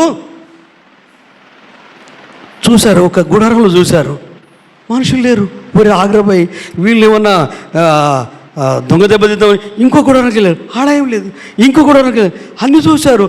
అన్నీ ఎక్కడెక్కడ తిన్నట్టున్నది, అక్కడ బట్టలు ఉన్నాయి. వాళ్ళు ఎక్కడెక్కడ కట్టు బట్టలతోనే పరిగెత్తారు. శత్రువులు, సైతాన్ శక్తులు నీ కుటుంబానికి, నీ గృహానికి వ్యతిరేకంగా లేచే శక్తులను కట్టుబట్టలతోనే బయట చేసేస్తాడు. కంగారు పడకు, భయపడకు. హల్లెలూయా. ఇప్పుడు కొన్ని మాటలు మనం చెప్పుకుందామని, నేను ఒక మాట అంటే దానికి వ్యతిరేక పదం నువ్వు చెప్పాలి, మీరు అందరూ చెప్పాలి. ఏంటిది? విశ్వాసం, అవిశ్వాసం, నమ్మకం, అపనం, చెడు, అబద్ధం మస్తు. హల్లెలూయా, హల్లెలూయా. ఎంత గొప్పవాడండి మన దేవుడు. హల్లెలూయా. మనం ఎటువైపు ఇంకు చూపుదాం. వీళ్ళు చూశారు, అబ్బా అడక తింటలో కదరా మనం మంచిగా బతుకుదాం, తిందాం రండి. తినలేదండి. ఎంత విశ్వాసం వాళ్ళకు. ఒరే పట్టణం అంతా చచ్చిపోతున్నారు, ఈ విషయం రాజుకు చెప్దాంరా బై అని వెళ్ళి రాజుకు చెప్తే వీళ్ళు చెప్పే రాంగో రైటరే కొంచెం ముందుకు వెళ్ళండి. చూశారు, అయ్యయ్యా నిజమే, వాళ్ళు ఎవరు లేరు. ఎవరైతే మనల్ని భయపెట్టారో, ఎవరినైతే మనల్ని గందరగోళం చేశారో, ఎవరైతే మన భయభ్రాంతులకు గురి చేశారో వాళ్ళు ఆ శత్రువులు లేరు. సిరియన్లో మొత్తం ధాన్యం వస్తున్నదయ్యా అని అంతా రాజుకు తీసుకొచ్చి ఈవినింగ్ టైంలో, సాయంకాల సమయంలో, అరే బాబు అందరికీ పావురపు రెట్ట గాడిద తలకాయ, ఏం తినడానికి ఏం లేదు, తింటాను మనుషుల్నే పిక్క తినే. హల్లెలూయా. నిజంగా జరిగింది, అది కథ కాదు. హల్లెలూయా. అప్పుడు పలానోడు ఉన్నాడు కదా. ఎవడు పలానోడు? వీడు ఎప్పుడైనా మంచి మాటలు మాట్లాడతాడు. ఎవడాడు? అవిశ్వాసం మాటలు. ఇంట్లో కూడా కొంతమంది ఉంటారు, మీ ఇంట్లో కూడా దేవుడు ఒకటి మాట్లాడితే వాళ్ళు ఇంకొకటి చేస్తూ ఉంటారు. దేవుడు ఓతినాడు అంటే నువ్వు ఇట్లన్నాడు అంటారు. అంటే జ్ఞానమో తెలివో బుద్ధో అదేందో తెలియదు, కానీ మీరు జస్ట్ వాక్యాన్ని నమ్మండి. ఇది ఎవరిని మోసం చేయదు. నన్ను నమ్మినా మోసపోతారు, ఎందుకంటే నేను మనిషిని కదా. నిన్ను నమ్మినా మోసపోతారు, కానీ లేఖనము అది మోసం చేయదు, కానీ మోసం నుంచి విడిపిస్తుంది. హల్లెలూయా. సత్యంలో నిలబెడుతుంది. నీ వాక్యము సత్యము కనుక సత్యము స్వతంత్రులు చేస్తుందని ఈ యోహాను సువార్తలో ఉంటుంది. హల్లెలూయా. దేవుని వాక్యము ఆకాశం భూమి గతించిన, పొల్లైనను సున్నైనను గతించదు. నువ్వు చూస్తావు కదా తినవోడు అని చెప్పాడు కదా ప్రవక్త. నిజంగా చూశాడు, కానీ జనం తొక్కిసలాటలో చచ్చిపోయాడు. ఈరోజు ప్రభు నీతోనే మాట్లాడుతున్నాడు. అవిశ్వాసుల మాటలు, అవిశ్వాస మాటలు నీ కుటుంబ సభ్యులు మాట్లాడుతున్నారా, నీ తండ్రి తల్లి మాట్లాడుతున్నారా? విశ్వాస మాటలు మాట్లాడకుండా ఆత్మీయంగా చనిపోతాం. ఆత్మీయంగా చనిపోతే ఇక దేవునితో మనకు డిస్కనెక్ట్ అవుతుంది. హల్లెలూయా. అందుకే కనిపించని దేవుని యందు విశ్వసించాలి, కనిపించే మోషే యందు కూడా విశ్వాసం ఉంచాలి. ఇది ఇంటర్లింక్ అండి, ఇది ఇంటర్లింక్. ఇది లేనిది మనకు మీ జీవితంలో గ్రోత్ ఉండదు. ఇప్పుడు నేను ఎదగాలన్నా కనిపించిన దేవుని యందు, నా పైనున్న సేవకుని యందు నేను నమ్మకం ఉంచాలి. ఇది ఇంటర్లింక్. మీరు బైబిల్ మొత్తం చదవండి, ఆది కాండం ప్రకటన గ్రంథం వరకు చదవండి. నేను దేనికంటే దానికి సవాల్ చేస్తాను, నిలబడతాను నేను దేనికైనా. ఇంటర్లింక్. అయితే ఏంటంటే నాకు దేవుడు డైరెక్టే, నాకు పాస్టర్తో పని లేదంటే అభివృద్ధి ఆగిపోతుంది, విశ్వాసం ఆగిపోతుంది, జ్ఞానం ఆగిపోతుంది, తెలివి ఆగిపోతుంది, అద్భుతాలు ఆగిపోతాయి, వివేకం ఆగిపోద్ది. అంటే బ్రతుకుతావు నార్మల్గా, అందరు బ్రతుకుతావు, నువ్వు బతుకుతావు, కానీ ప్రభులో బ్రతకలేవు. జస్ట్ నార్మల్ క్రిస్టియన్ లైఫ్ అంటే సహజ క్రైస్తవ జీవితం అయితే, అంటే పేరుకు మాత్రమే నేతి బీరకాయ కానీ నెయ్యి ఉండదు, అలా అయిపోతాం. మనం అలా ఉండకూడదనే ఇలాంటి చక్కటి విషయాలు ఈ 25 సంవత్సరాల తర్వాత అసలు సేవకుని యొక్క ప్రాముఖ్యత ఏంటి, దేవుని యొక్క ప్రాముఖ్యత ఏంటి అని ఇవి రెండింటినీ జ్ఞాపకం చేస్తున్నాడు. రానున్న దినాల్లో కొన్ని వారాలు ఇదే ఉంటుంది. ఆ తర్వాత సంఘం అంటే ఏంటి అనేది, విశ్వాసులు అంటే ఏంటి అనేది కూడా నేను పరిశుద్ధాత్మ దేవుని సహాయంతో ఆయన సలహా మేరకే, ఆయన ఆలోచన మేరకే ఈ సందేశాలు అందిస్తున్నాను. ఒక్కసారి ఆలోచిస్తావా సహోదరి, సహోదరుడా? ఆ స్త్రీకి భర్త చనిపోయిండు, పిల్లలు అప్పుల వాళ్ళు వచ్చారు, కుటుంబ సభ్యులు ఇరుగు పొరుగు వాళ్ళు ఎవరు ఆమెను ప్రేమిస్తలేరు. కానీ నీ సమస్య ఇంకొకలాగా ఉండొచ్చు, నీకున్న కష్టం ఇంకొకలాగా ఉండొచ్చు, నీకున్న బాధ ఇంకొకలాగా ఉండొచ్చు. కానీ ఆమె నిరాశపడలేదు, చనిపోయిన భర్తను తిట్టుకోలేదు, ఉన్న కొడుకులకు ఇంత మందు పోసి తాను మందు పోసుకొని చనిపోలేదు. కానీ నువ్వు ఎన్నిసార్లు అని ఉంటావు, తమ్ముడు, చెల్లి, నాన్న, అమ్మ, నువ్వు ఎన్నిసార్లు అని ఉంటావు, నేను అసలు ఆ రోజే చచ్చిపోతే బాగుండు, అసలు నేను ఎందుకు పుట్టాను, ఎందుకు మిమ్మల్ని అన్నాను, ఏంది నాకు ఈ జీవితం, అసలు నేను ఈ జీవితం జీవించలేనని ఎన్నిసార్లు నీ నోటితో చావును కోరుకున్నావు. తప్పు. నీకు తెలియట్లేదు, నువ్వు దేవుని కుమారుడు, దేవుని కుమార్తెవు కదా. నిన్ను బ్రతికించింది నేను చంపడానికా, ఆత్మహత్య చేసుకోవడానికా, మనుషులతో బంధుత్వాలు తెంపుకోవడానికా? క్యారెక్టర్ కదా కావాల్సింది.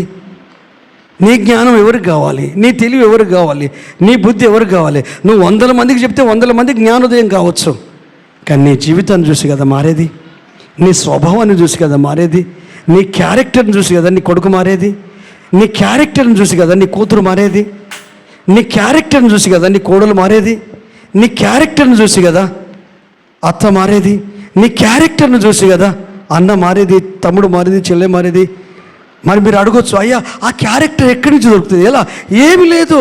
యేసయ్య మనసు కలిగి జీవించు, విశ్వాసంలో ముందు కొనసాగు, వాక్యాన్ని ధ్యానించు, వాక్యంలో అనేక భక్తుల జీవితాలను ధ్యానించు, కుటుంబ సభ్యుల జీవితాలను ధ్యానించు. బైబిల్ గ్రంథంలో అబ్రహాము లాంటి వ్యక్తులు ఎంతోమంది ఉన్నారు, యోబు లాంటి వ్యక్తులు ఎంతోమంది ఉన్నారు, ఫ్యామిలీస్ కలిగిన వ్యక్తులు ఎంతోమంది ఉన్నారు. యోబు మాత్రమే కాదు, యోబుతో ఉన్న కుటుంబాలు ఎన్నో ఉన్నాయి. అలాగూ నీ జీవితంలో బంధువులు, రక్త సంబంధులు, ఫ్యామిలీ మెంబర్స్. కానీ ఎవరైతే భక్తి కలిగి ఉన్నారో, ఎవరైతే విశ్వాసం కలిగి ఉన్నారో, ఎవరైతే దైవ సాధన చేస్తూ భక్తిలో ముందుకెళ్తున్నారో, ఎవరైతే నిజమైన దైవ సేవకుని గుర్తిస్తున్నారో, నిజమైన దేవుని సేవకుని గుర్తిస్తున్నారో, మోషను గుర్తిస్తున్నారో, ఎలీషాను గుర్తిస్తున్నారో. ఎలీషాకేమీ తక్కువ కాదు, మోషకేమీ తక్కువ కాదు, ఏలియాకేమీ తక్కువ కాదు. నిన్ను ఇవ్వమని చెప్పేది, నిన్ను విశ్వసించమని చెప్పేది, నీ జీవితంలో అద్భుతం చేయడానికి, నీ కుటుంబంలో అద్భుతం చేయడానికి ఒక్క కుండలో ఉన్న నూనె ఎన్ని కుండలు నిండింది, ఎన్ని పాత్రలు నిండింది. నీ హృదయం ఖాళీ చేసుకోమని దేవుడు జ్ఞాపకం చేసుకున్నాడు. స్వార్థపూరితమైన ఆలోచనతో నీ మనసులో ఉందేమో, దేవునికి ఇస్తే వస్తుంది, మందిరానికి ఇస్తే ఏమొస్తుంది, సేవకులకి ఇస్తే ఏమొస్తుంది, మందిర పనులకు ఇస్తే ఏమొస్తుంది అనే తప్పుడు ఆలోచనలు మీ ఇంట్లో ఉన్న వాళ్ళే మీ లోపల ఇన్స్టాల్ చేస్తారు. హల్లెలూయా, హల్లెలూయా. ఏలియాను కాకులంతో పోషించిన దేవుడు సారెపతి ఇంటికి ఎందుకు పంపించాడు అంటే ఆమెను దీవించడానికి. ఆమె పరిస్థితి ఎలా ఉంది? ఆ పూటకు తిని ఆ పూటకు చనిపోతాననే సిచ్యువేషన్లో ఉంది. ఆమె ఎవరు? బిలీవరే. ఈమెవరు? ఎలీషా దగ్గరకు వచ్చిన ఆమె దైవ సేవకురాలే, అంటే ఆత్మలో ఎదిగిన వ్యక్తే. కానీ దేవుడు ఎలా స్పందిస్తున్నాడు? అమ్మ కొన్ని మంచినీళ్ళు అంటాడు. అయ్యా తీసుకొస్తాను లోపల పోదు. అమ్మ ఆ చేత ఒక రొట్టె ముక్క కూడా తీసుకురాను. యెహోవా జీవంతోడు, నీ జీవంతోడు నా ఏలినవాడా, తొట్టిలో పట్టెడు పిండి, బుడిలో కొంచెం నూనె ఉంది, నేను నా కొడుకు చనిపోకముందు తిరిగి చనిపోదాం అనుకుంటున్నాం. ఈ ఆలోచన తప్ప వేరే ఆలోచన లేదు. అమ్మా నీ సంగతి పక్కకు పెట్టు, ఫస్ట్ నాకు అప్పం ఇవ్వు అన్నాడు. సరే దైవజనుడు కదా, ఇచ్చిందండి. ఇస్తే ఏం జరిగింది తెలుసా? తిరిగి చూస్తే అప్పం చేసిన తర్వాత చూస్తే అప్పుడు ఎంత ఉందో అంతే ఉంది. మళ్ళీ ఇద్దరు తిన్న తర్వాత చూస్తే మళ్ళీ ఎంత ఉందో అంతే ఉంది. మళ్ళీ ముగ్గురు తిన్న తర్వాత చూస్తే అప్పుడు ఎంత ఉందో అంతే ఉంది. మళ్ళీ 10 రోజులు, మళ్ళీ 20 రోజులు, 3.5 సంవత్సరాలు పిండి అయిపోలేదు, నూనె అయిపోలేదు. ఎట్లా అద్భుతం జరిగింది? ఇదేనండి విశ్వాసం. హల్లెలూయా. నువ్వు అంత సమర్పణ ఉంటుంది, త్యాగం ఉంటుంది, పని చేస్తావు, అన్నీ చేస్తావు, కానీ డబ్బు కాడికి వచ్చేసరికి దేవునికి ఇవ్వడం నీకు మనసు రాదు. ఎందుకు? నీకు మనిషి అనిపిస్తాడు కదా, పాస్టర్ మనిషే కదా, ఆయనను మనిషి అనుకున్నంతసేపు నువ్వు చిల్లిగా అవ్వకూడవు. కానీ నా కొరకు, నా ప్రాంతము కొరకు, నా కుటుంబం కొరకు, నా గృహం కొరకు పంపబడిన దైవజనుడు. హల్లెలూయా. నా ఇంట్లో దరిద్రం తొలగిపోవాలంటే ఎలీషా చెప్పినట్టు వినాలి, ఏలియా చెప్పినట్టు వినాలి. అట్లయితేనే దరిద్రం తొలగిపోద్ది. ఆకలి తీర్చబడ్డది, ఇతరుల ఆకలి తీర్చగలిగారు. ఒక సమయంలో పిల్లోడు చనిపోతే కూడా బ్రతికాడు ఏలియా ద్వారా. హల్లెలూయా. ఈరోజు నీ లైఫ్ ఎలా ఉంది సహోదరి, సహోదరుడు? నీ కుటుంబం ఎలా ఉంది? విశ్వాసంలో స్థిరపరచబడు, దేవుని సన్నిధిలో ఎదుగు, నీ మానవ మెదడును, మానవ ఆలోచనలు ఖాళీ చేయి. విశ్వాసంతో నీ మనసును నింపుకో, వాక్యముతో నీ మనసును నింపుకో, క్రీస్తుతో నీ మనసును నింపుకో. హల్లెలూయా. నీకు చదువు ఉండొచ్చు, జ్ఞానం ఉండొచ్చు, విద్య ఉండొచ్చు, మేధస్సు ఉండొచ్చు, నువ్వు ఉన్నతమైన శిఖరాలు అధిరోహించవచ్చు, నీకు నాలెడ్జ్ ఉండొచ్చు. ఆ నాలెడ్జ్తో నువ్వు బ్రతకలేకపోతున్నావు. గౌరవం అయితే ఉంది, తెలివైతే ఉంది, విద్య అయితే ఉంది, హోదా అయితే ఉంది, ఆస్తి అయితే ఉంది, కానీ క్యారెక్టర్ ఇక్కడికి వచ్చేసరికి యేసయ్య నిన్ను మెచ్చేటట్టున్నావా? యేసయ్య నేను ఇష్టపడేటట్టున్నావా? నువ్వెలా ఉన్నావు? గివింగ్ విషయంలో, పరిచర్య విషయంలో, సంఘక్షేమాభివృద్ధి విషయంలో ఒక్కసారి ఆలోచించు. ఇన్ని సంవత్సరాలు కదా నువ్వు రక్షించబడి, ఎందుకు ఈ విశ్వాసాన్ని సాధన చేయలేకపోతున్నావు? ఎందుకు అప్పం ముక్క ఇవ్వలేకపోతున్నావు? ఎందుకు పరిచర్య కొరకు ముందు వరుసలో నిలబడలేకపోతున్నావు?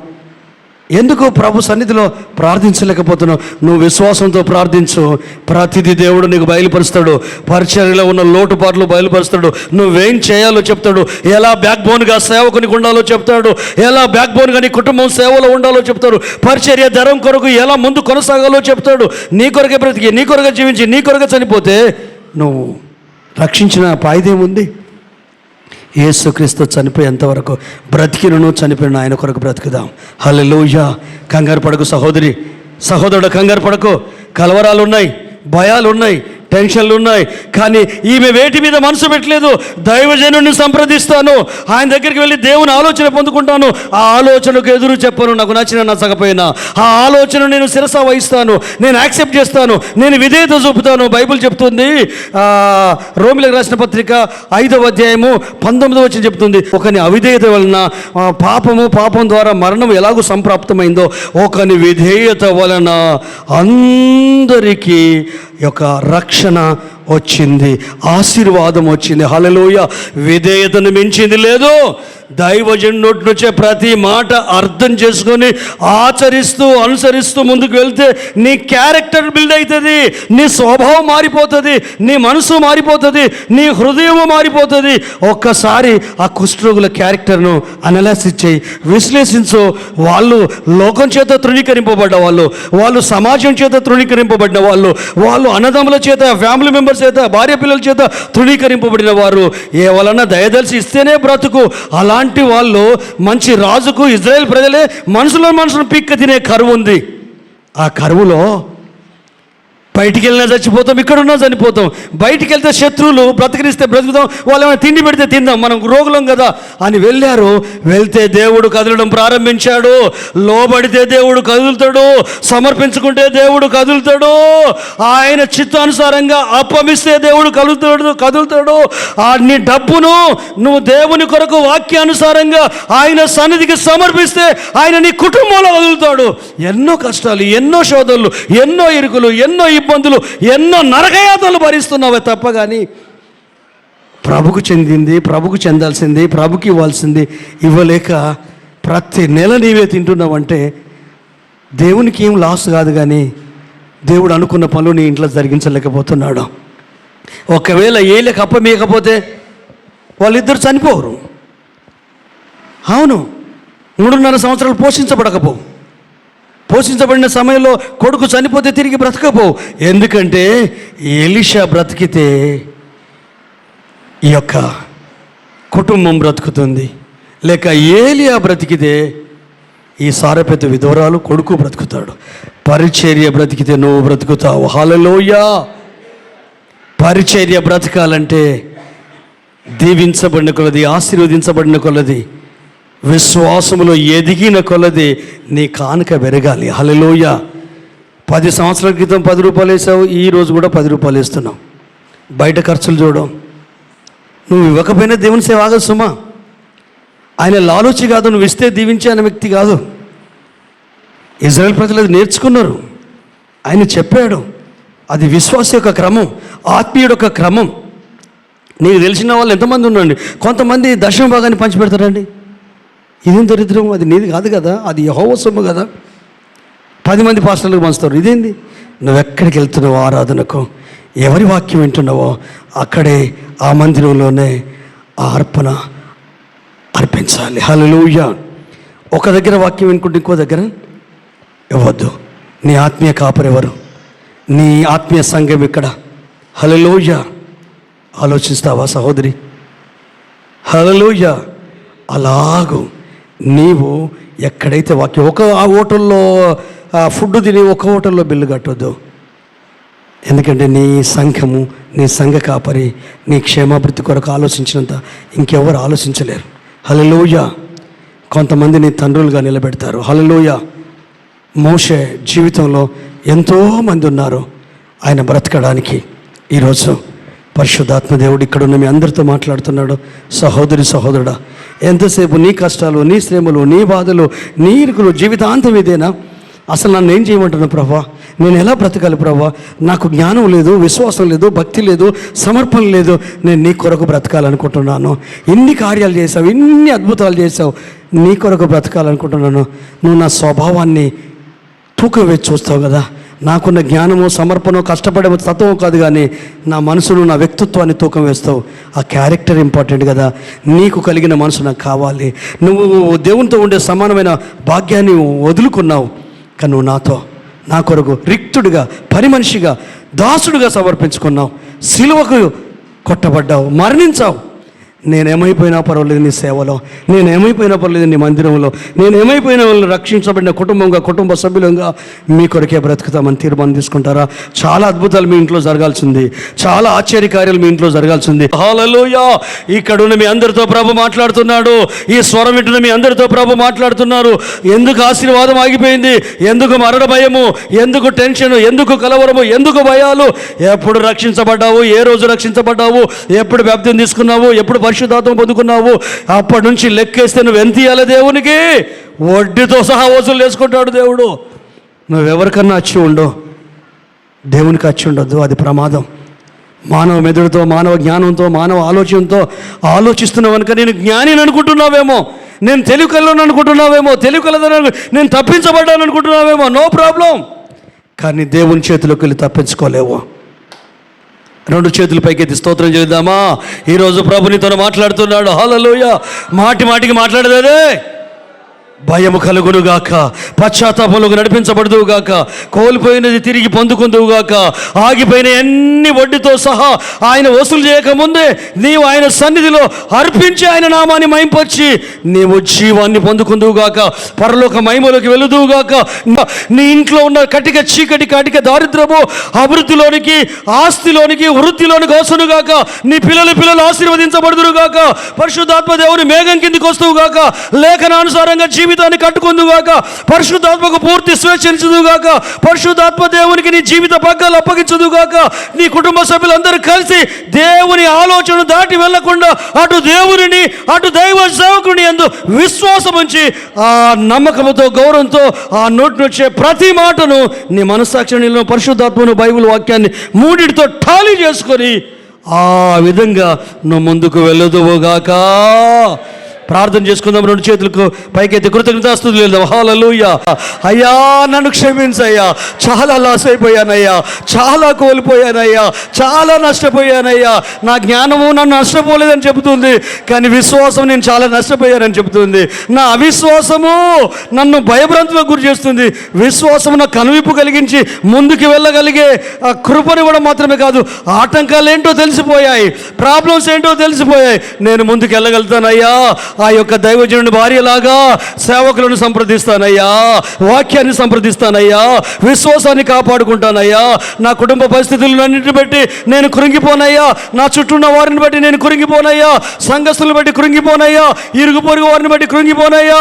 నువ్వు నాలోనూ నాతో ఉన్నావు. నన్ను దీవించే దేవుడు, విడిపించే దేవుడు, స్వస్థపరిచే దేవుడు.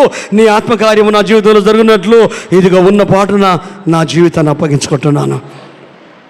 రెండు చేతులు జోడిద్దామా? చిన్న ప్రార్థన చేయడానికి ఇష్టపడుతున్నాను మీ అందరి కొరకు. అందరూ ప్రతి ఒక్కరు రెండు చేతులు జోడించండి. 1 minute ప్రేయర్ చేస్తాను. ప్రేమగలిగిన తండ్రి, ప్రతి ఒక్కరి లోపల నీ ఆత్మచేత వారిని ఒప్పింపజేయడం మాత్రమే కాదు, ఈ క్షణం నుండి యాక్టివేషన్లోకి దిగగలిగినట్లు నీ ఆత్మకార్యము జరిగించి వారి కరువును, వారి నిందను, వారి అవమానాన్ని, వారి మరణాన్ని, వారి దరిద్రాన్ని, వారి శాపాన్ని, వారి అసమాధానాన్ని యేసు నామములో తొలగిపోగొట్టినట్లు వాళ్ళు తీర్మానం తీసుకున్నారు. ఈ క్షణం నుండి వినిన దాని ప్రకారం ఆచరించి యాక్టివేషన్లోకి వచ్చి వాళ్ళ క్యారెక్టర్ను బిల్డ్ చేసుకుంటుండగా, అంటే మీకు కలిగిన మనసు, మీకు కలిగిన ఆలోచన మీ చిత్తానుసారంగా జీవించగలుగునట్లు వారిలో ఉన్న పరిశుద్ధాత్మదేవ, వారిలో ఉన్న మంచి మనస్సాక్షి, వారి గుండెల్లో ఉన్న నీ మాటలు 30 60 100 ఫలించి విస్తరించి దీవించబడి వృద్ధిలోకి వచ్చి సాక్షులుగా నిలబడుదురుగాక. అనేక కుటుంబాలకు దీవెనకరంగా ఉందురుగాక. దైవ సేవకుల కుటుంబానికి బ్యాక్ బోన్గా ఉందురుగాక. పరిచర్య ధర్మం జరగడానికి ప్రతి కుటుంబము వారు సహకరించుదురుగాక. పరిశుద్ధాత్మ దేవుని కార్యము పిల్లల్లో, తల్లిదండ్రుల్లో, అన్నదమ్ములలో, కుటుంబ సభ్యులలో, భార్య భర్తలలో అందరిలో నిత్య నూతనంగా జరుగురుగాక. పరిశుద్ధాత్మ మేఘం కిందికి, వాక్య ప్రత్యక్షతలోకి, విశ్వాస సాధనలోకి, భక్తి సాధనలోకి నడిపించబడి ఆత్మచేత ఆ విధంగా ముందుకు కొనసాగుదురుగాక. దేవునికి మహిమ కలుగునుగాక. ఈ మనవులను, ఈ విన్నపములను నజరేయుడైన యేసు నామములో అడిగి వేడుకొనుచున్న మా పరమ తండ్రి, ఆమేన్.